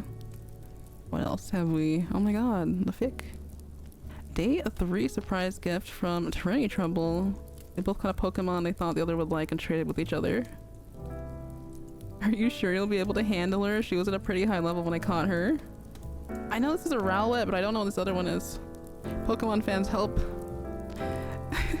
Marie, please. They don't call me Shark Tamer for nothing. Has 0 badges.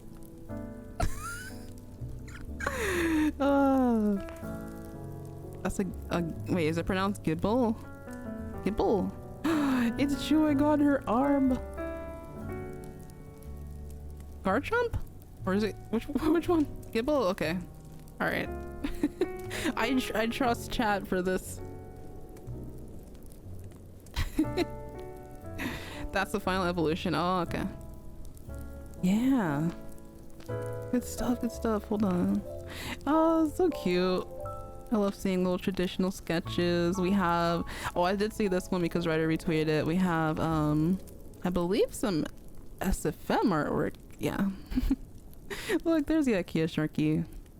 And then the little squid pillow. Oh, I haven't seen Kevin's fix, but we got some super cute stuff here for day 2 and day 3 prompts. Gotta head to work. Have a great night. Oh, stay fresh as well, Ryrie. Thank you again for dropping by. It's good to see you. I believe we saw Superstars Mariver Week post on Twitter as well. Here's the original prompt list with the incredible artwork here of the traditional kimonos. So wow, I can't believe it. We've already gotten through 4 days of Mariver Week. It doesn't even feel like it. Coming up next tomorrow is create date, so ooh, what artwork shall I create together? Oh yeah, here's Superstar's artwork again. I love Shiver's jacket. It's giving.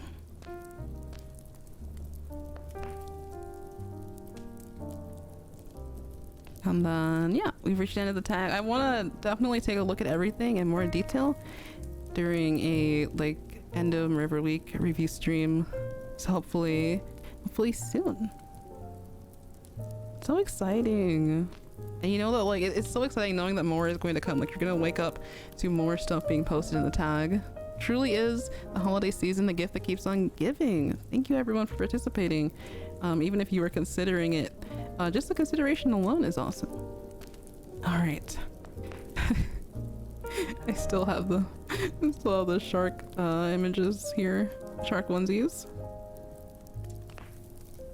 I need this actually. I might have to grab some of these for me and Ryder. Oh my god. All right, but I wanna mention this too. For our last story of the night, I feel like Dear Callie, the one we read from Acid Hughes, I actually had not read it in full. I read like half of it and was like, oh, this is definitely the one. This is definitely one for tonight. But I did not, again, that part with the memory about them stargazing, the way that it slightly ties into what I wrote today, I had no idea. I just feel like all Squid Sisters fans are, you know, connected in a special way because whoa, how did we like, I don't know, synchronize in this way?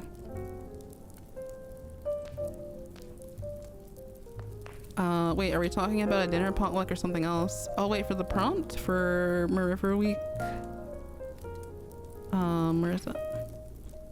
Oh, okay. So, after create date, potluck, perchance it could be at any time of day. I know that holiday potlucks are something that you do, I've seen it happen in the classroom setting, in the corporate setting as well. So like think of I guess a holiday gathering or like a Squidmas dinner. Squidmas dinner sounds like a good idea. Anything that involves delicious food or desserts. Drawing food seems so fun. I admire people who draw delicious food. But I know potlucks, technically, I've only been to a few, but I know that you bring your own dish for people to sample. It's also really difficult when you have to factor in people's food allergies. No problem. And then yeah, I'm probably gonna try to do something for the free day, which will maybe end up being Frosty Fest related. The Squid Sister hive mind. So true, bestie. Oh my god. All right. That's Mariver Week. Woo. So far. To be continued. And we shall continue with my last story of the night. Ooh, sorry for the flashbang. This is why I do have dark mode. My last story of the night is Mariver related. It is of the Mariver variety. Let me go ahead and... oh, I can just do this. We can copy our title and put it on screen.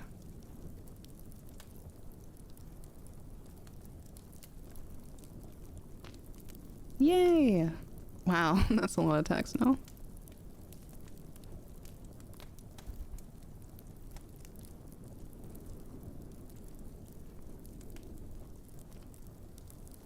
I gotta stare at the in-game models to draw the idols. Hi, Marie. Isn't she so beautiful? Sighs dreamily. Pictures that I posted of her earlier today come to mind. Yeah, no worries, Kevin. You know, there's again, of course, no limit to what you can create, but also don't feel pressure to do all the days if you can at the moment. All right, are we ready? Are you ready to lock in for a little bit of Mariver? I didn't tag Callie in this because she doesn't speak, but there is, you know, mentions of Squid sister memories. Are you ready to be a little bit flustered, maybe? I'll do my best, of course. Yippee yahoo, okay. I think I'm properly hydrated for this.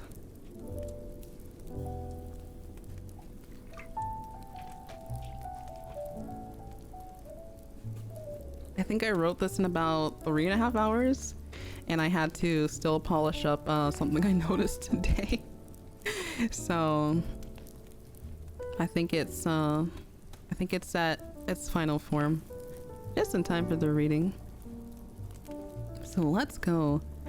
We have for Mariver Week Day 2, Stargazing. A short summary. I won't spoil any of it specifically. I will just say part of the summary I came up with during the space, and y'all encouraged me to put it in. It just says, "Hi, I love Mariver and seeing Marie happy. Please enjoy." This was written for Day 2 of Mariver Week 2024, an event started by Squid Writer that runs December 15th to 21st. And I dedicated it to Ryder because I had to do it. This is There We Stood in Time, Beneath the Stars.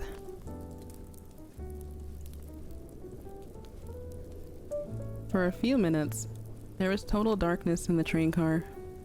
Marie's soft humming is the only thing perceivable to the senses, and it grounds Shiver quickly. Shiver loves Marie's voice in every capacity, her low rumbly notes, the highs, and the melodic riffs. However, it's not often they get to hear this particular sound. The chorus of Calamari Incantation stirs up all sorts of pleasant emotions within them, and they're fighting every urge not to join in because they want to listen to Marie, uninterrupted. She continues humming almost absent-mindedly, switching away from that widely known main verse to mimicking the guitar chords. Suddenly, her hand reaches out across the seat and brushes their fingertips together. Shiver jumps, but doesn't retract from the sensation. Their fingers move above her slowly, silently asking for permission. Marie tightens their grip, and her humming stops to make room for a content sigh. On Marie's next inhale of breath, a flash of white light surrounds the two on all sides, and picturesque mountains come into view beyond the windows. Fry and Big Man's gasps are heard from the seat behind them. Deepcut has always wondered, what else lies beyond the golden sands of Splatsville?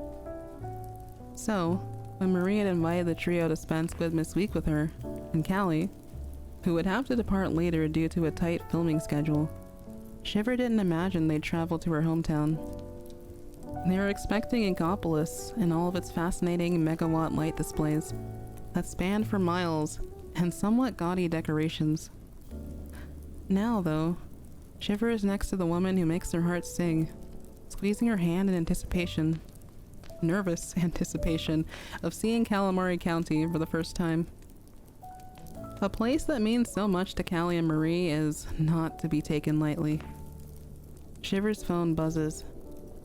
The device is freed from their coat pocket and in their hands within seconds. There's one message from Marie. "Can I steal you away from the other two for a few moments tonight?" Their lips settle into a smug grin. "Aw, you're that eager to be alone with me already?" Marie jolts a bit once she receives Shiver's response, and she blushes lightly. The two are still holding hands, so they text each other much slower until Marie lets go. Well, there's someplace special I want you to see. And the forecast is going to be clear, so I think you'll really like it. Sounds exciting. I love a good nature walk, if that's what you have in mind. Something like that. Yeah. You're always teasing me. Not my fault you make it so easy, my little firefly. Whatever. All I have to do is call you cute. Touché. Shiver feels a gentle tap against the bottom of their seat and looks over their shoulder. Fry sits comfortably behind them, with a backpack threatening to overflow next to her, squinting her eyes from making exaggerated kissy lips at Shiver. This causes them to roll their eyes and stick out their tongue in return. Big Man is too busily enthralled by his game console to notice their antics, and when his laughter sails through the air, he doesn't seem to have any idea how perfect the timing is. The passage of time is marked by the shadows of small clouds passing over the mountain. Soon enough, the train's engine groans as it slows its movement and pulls into the station. When the four of them disembark, shoes touching down on dark gravel, it'll be a mere 30 minutes until golden hour bathes the rural town in its glow. Look at this, Marie says urgently. There's a genuine warmth in her eyes as she holds up her phone in front of the rows of traditional style buildings with brown roofs. The same view is mirrored on the screen, with the only difference being a fresh blanket of snow atop every roof. Big Man makes a sound of awe. I'm going to read his eyes because I think they're cute. Aye? Wow, guess we beat the snowfall by a few days or so then. Yeah, pretty much. The temp's gonna drop fast though.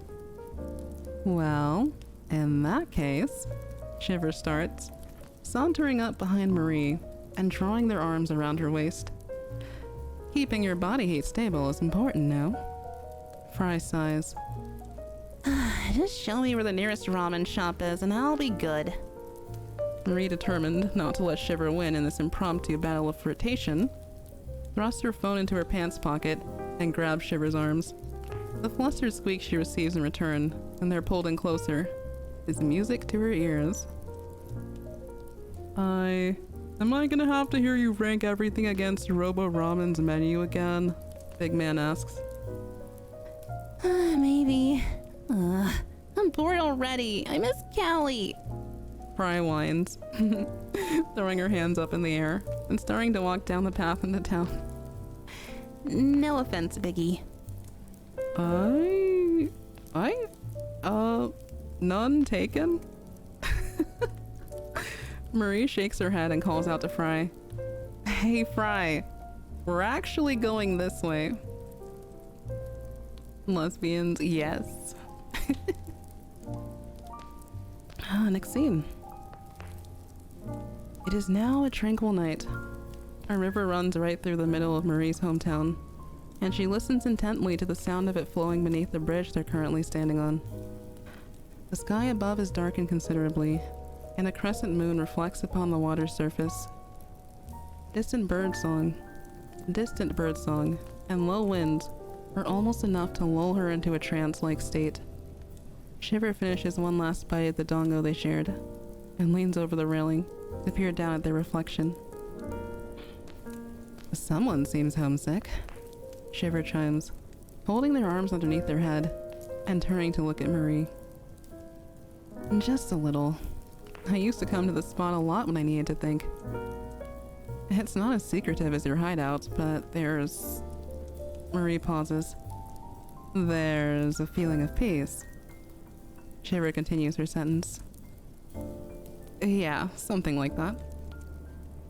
Marie stretches her arms across her shoulders one at a time before turning to face Shiver.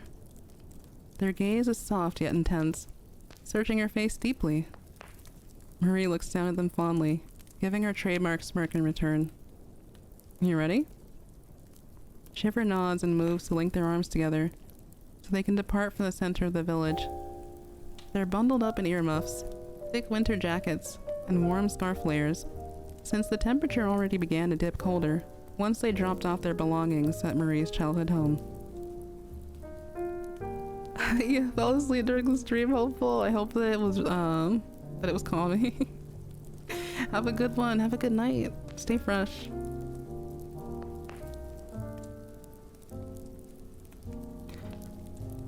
Shiver had rehearsed the perfect script in her head for meeting her parents the night before, only to find out that they were away preparing for a local festival.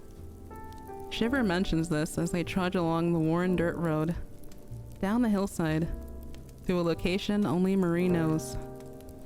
Suddenly, she comes to a stop. Marie is overcome with nostalgia, and not the kind that tomorrow promises to bring. Tomorrow's Nostalgia Today reference. After images of her younger self and Callie run by, along the same path, attempting not to trip over their sandals. When they near the groups of hydrangea bushes at the end of the clearing, she sees herself adjusting Callie's obi and making sure their kimono hems are clean. Marie remembers how they saw fireflies flit by in this same clearing and promised to come back to catch them together. And this was a spot where they performed in the folk singing competition all those years ago.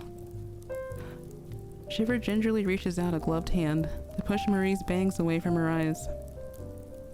They stood there, watching Marie frozen in her own memories, unaware of what she saw, but understanding nonetheless. Cohen, for your thoughts? Sorry, I got a little caught up in my own, memories there.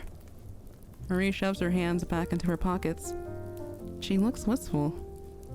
It's okay, Marie. So, what is this place exactly? It's where Callie and I won our first competition. Normally, there'd be a stage set up and whatnot. I just haven't been back here since our final Splatfest ended. Shiver lets out a low whistle. It sounds very important to you. But there's not much I can see out here right now. Well, Marie chuckles. Just look up. Shiver does as they're told. Without the illumination of several stage lights and paper lanterns to blot out the view, a brilliant galaxy of stars form a ribbon across the expanse of the night sky. The twinkling blue contrasts so beautifully against the deep purple hues. What do you think? Marie's voice is closer now. It's unreal, Shiver whispers. There were few places in Splatsville where light pollution didn't reach. Finding footing atop the sand dunes wasn't particularly fun for Shiver either, so stargazing in the desert hadn't become a favorite pastime. Out here, though, it was so serene they could stare up at the cosmos forever. Marie shifts on her heels, watching her breath puff out into tiny clouds as she talks. It really is. I guess when things got tough, I'd stop by and think about how our dreams took flight here. It also... maybe it helps to remember that many, many years ago, the humans looked up at this same sky. Maybe they felt like we did. Shiver hums. But they weren't around long enough to see it like this, huh? Their eyes remain fixated on the spot where two galaxies merge. Marie takes Shiver's hand in theirs. Yeah. She leads them over to a bench that's nearby. The two had already confessed underneath a starry sky almost like this one. Yet the sight couldn't compare. Only the feelings it imbued within them, really. How was it that Marie knew how to make all these grand romantic gestures? Maybe she's taken a page out of the drama she's been watching lately. Thanks for coming here with me, Shiver. I think I just wanted to share a bit of my past with you, since you're my future. Marie mumbles a quick, if you still want to be, under her breath, but Shiver barely hears it. Their lips part slightly, eyes wide from the poetic resonance of Marie's statement. In time, their smugness returns. Well, of course I am. And you're mine, too. Shiver gently pulls Marie down to their height by her scarf, and chuckles as she yelps.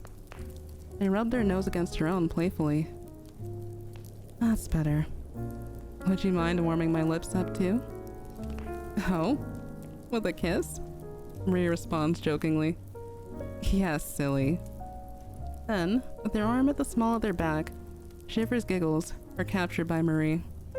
The constellations above, beaming down their heavenly light to capture the moment.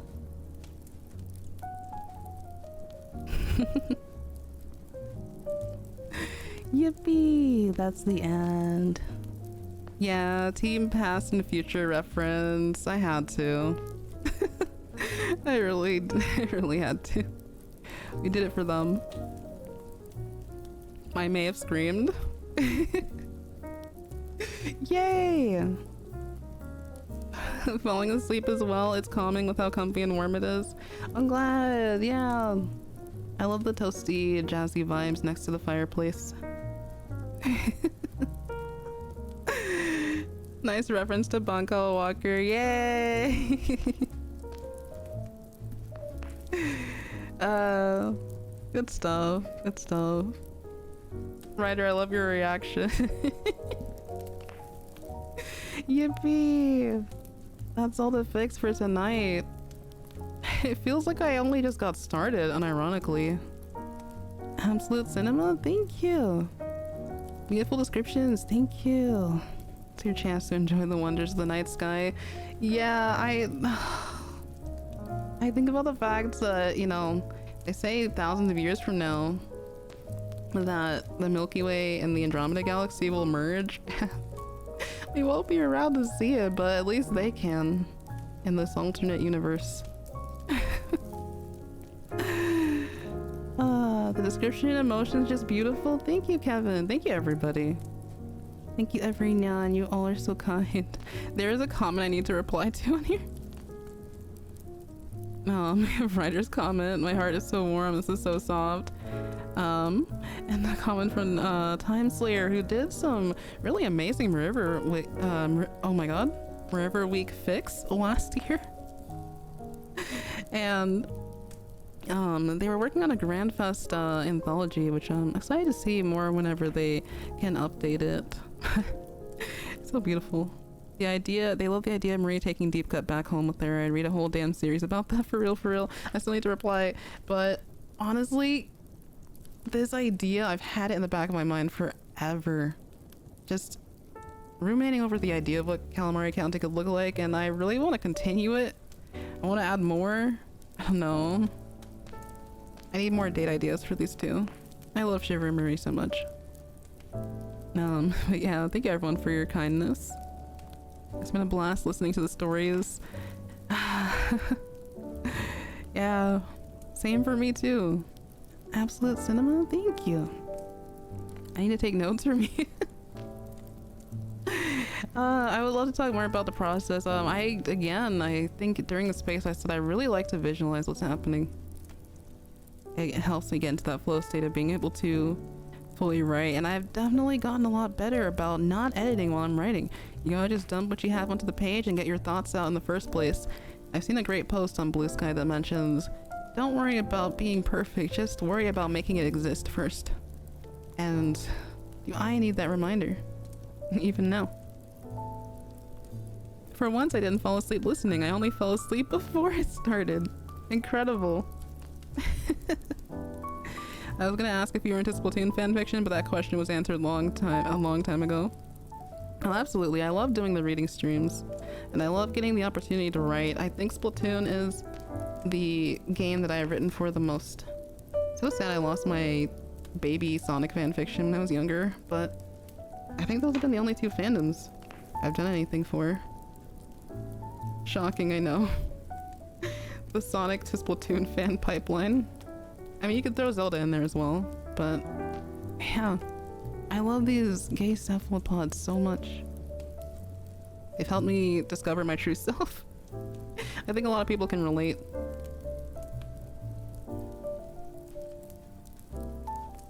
Oh, welcome back, Kylie.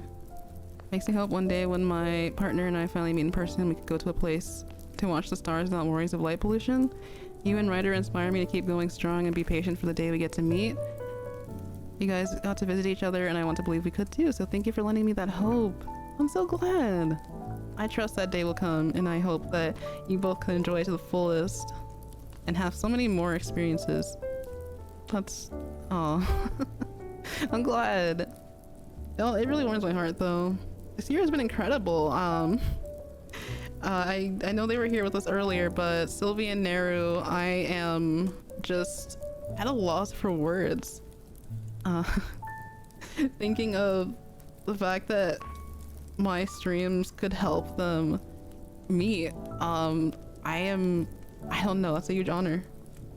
I'm glad that we could, you know, create such such a beautiful and loving community. That, you know, that these events could take place.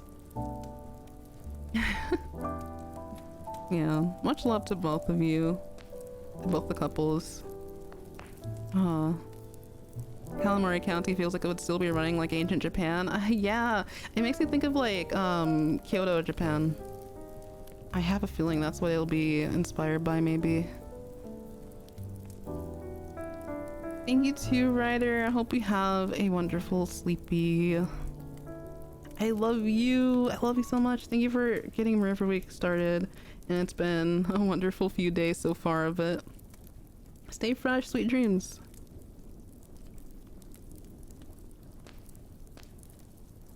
Yeah, no problem, Kylie. Yeah, with that being said, y'all, that's all I got for fic reading tonight. I'm always on the lookout for more. I love getting to immerse myself in these worlds and just experience more of these beautiful, beautiful characters and everyone's unique perspective, the scenarios they come up with. It also helps me learn so much more. I feel like I've grown a lot as a voice actor getting to do these live. So my few announcements before I go. I'm gonna try to do a couple of streams this week. I'm gonna try to do something. It might be, I don't know, it might be tough because I know people are seeing Sonic movie at different times, but I want to follow up with Life After Magic. I know Ryder and Superstar were talking about that a little bit ago, so it is this game, if y'all need a little bit of a refresher.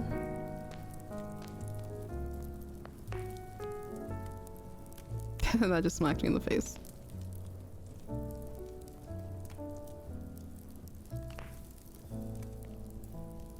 But yeah, it is this game. We never got to do the part 2, and I had fun. I think we had a lot of fun just watching the story unfold and also assigning character voices to all of our magical girls here. We also have an incredible non-binary character in here who we're getting to know better. And I left this on hiatus for so long because we started playing it around the time of the end of the World Splatfest. So just like I wrapped up Little Kitty Big City, I want to return to this game. I can't believe it's free. Like, what the heck?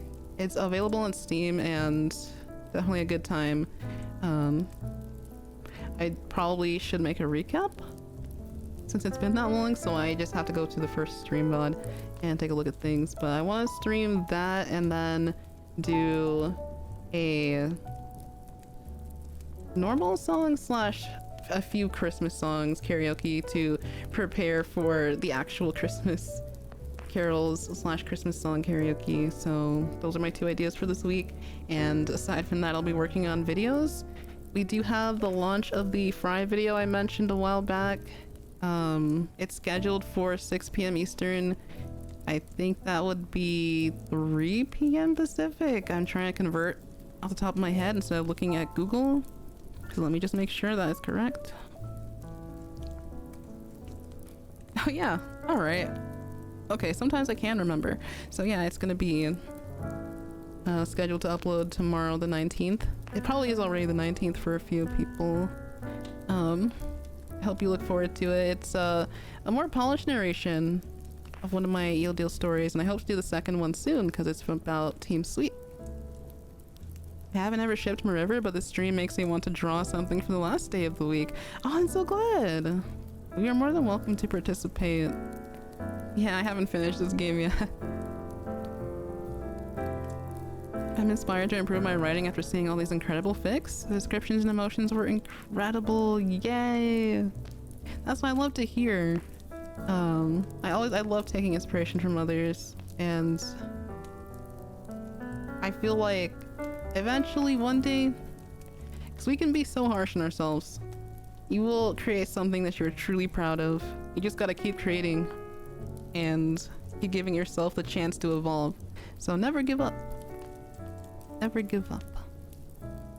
Have a good one, Tire Scott. Thank you for listening. Thank you everyone who was lurking. I'm really glad that this could be enjoyable, or just to have on in the background. That really means a lot. Hope I can pop by. I love the dub for him. Yeah. I love that we gave if you remember any of the characters' names, the one who is next to girl with the pink hair who was protagonist, we gave them Shiver's voice because it was more than fitting, you know. There are also some clips on the channel, here on the Twitch channel about this game.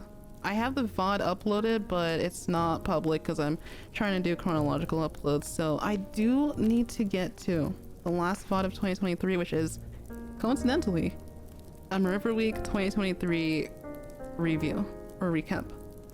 So perfect timing. And yeah, hopefully next time we meet we can have another chill stream. See what the week ahead brings for us. Splatoon Project Defense buyer game. Oh, the way I've been tweeting about this for a little bit now. I need that. We get to see more choreography and we get to dress up the idols like it's peak. I've had a fic in the works taking place during Shiv Ryan middle school years. Oh, please cook. I feel like there's so much, especially with the Bankara Walker lore that we got. There is so much to work with. It feels like it's pretty close to some of the headcanons people already had. And then we got the graduation song. Oh, absolutely wonderful.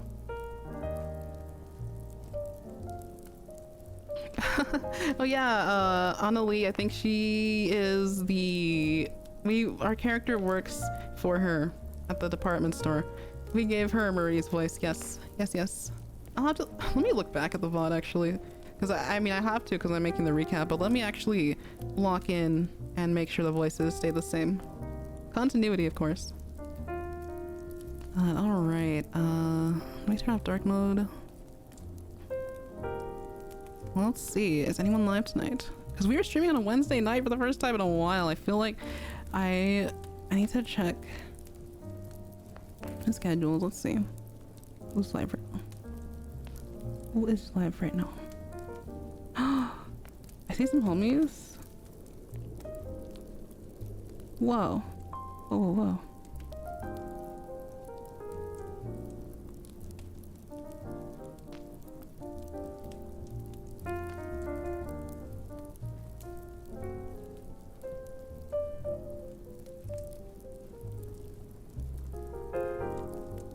Oh, Cephala Rock is, they just started. They just, I did not know about this, but that is so cool. Cephala Rock is doing a 24-hour charity stream, and they've started out with Super Mario Party Jamboree. If I wanted to do a raid for a little bit, the vibes might be a little bit more high energy, right? Because we've been quietly chilling for a couple of hours or however long y'all have been here, but I think it'll be cool to start up a raid.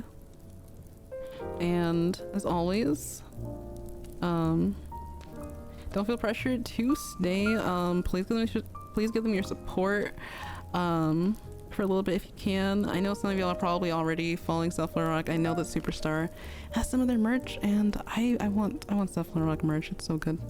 But I think we'll get a raid started up so we can end stream. But yeah, I'll try to post like a tiny schedule. Won't be a big one. I'm probably gonna try to stream Friday and Saturday, I'm thinking. So please look forward to that, y'all. I think it should be a good time.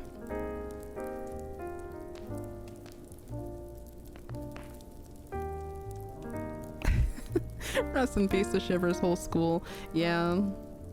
Can't believe it. It's hard to believe that, wow, yeah, Deep Cut has probably actually mellowed out since then. Like, by the time we meet them in story mode, I guess that was that Shuni middle school energy. Shiver still has a lot of it though. That's the funny part. Usually we have a Twitter space after missing out on Monday. Yeah, that's true. Like if I have to like move the Twitter space, it's usually Wednesday. Cause it's usually a good free day for me. And I'm really thankful for that at least.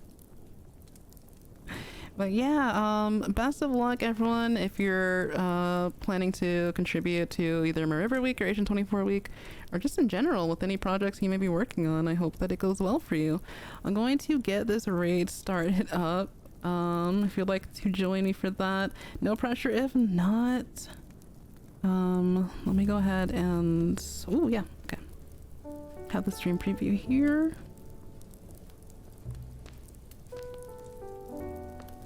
Okay. You should have a button popping up. I'm gonna get that started. Thank y'all so much again for tuning in.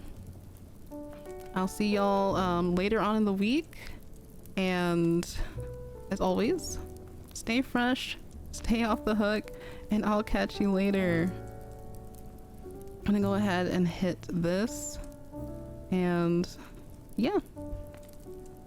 Thank you so much for everything. Thank you for all your kind words and hyping up our lovely writers tonight. Until next stream, bye everybody.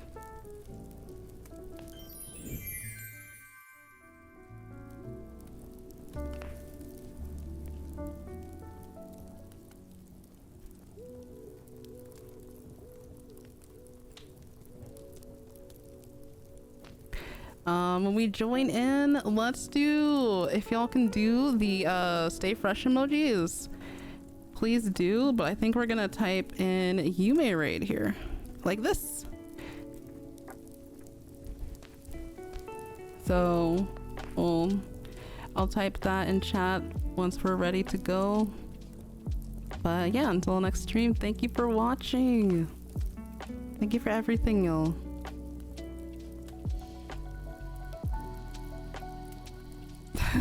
We can do Yume raid or we can do Mariver Week raid, but I think Yume raid might be nice. Bye y'all.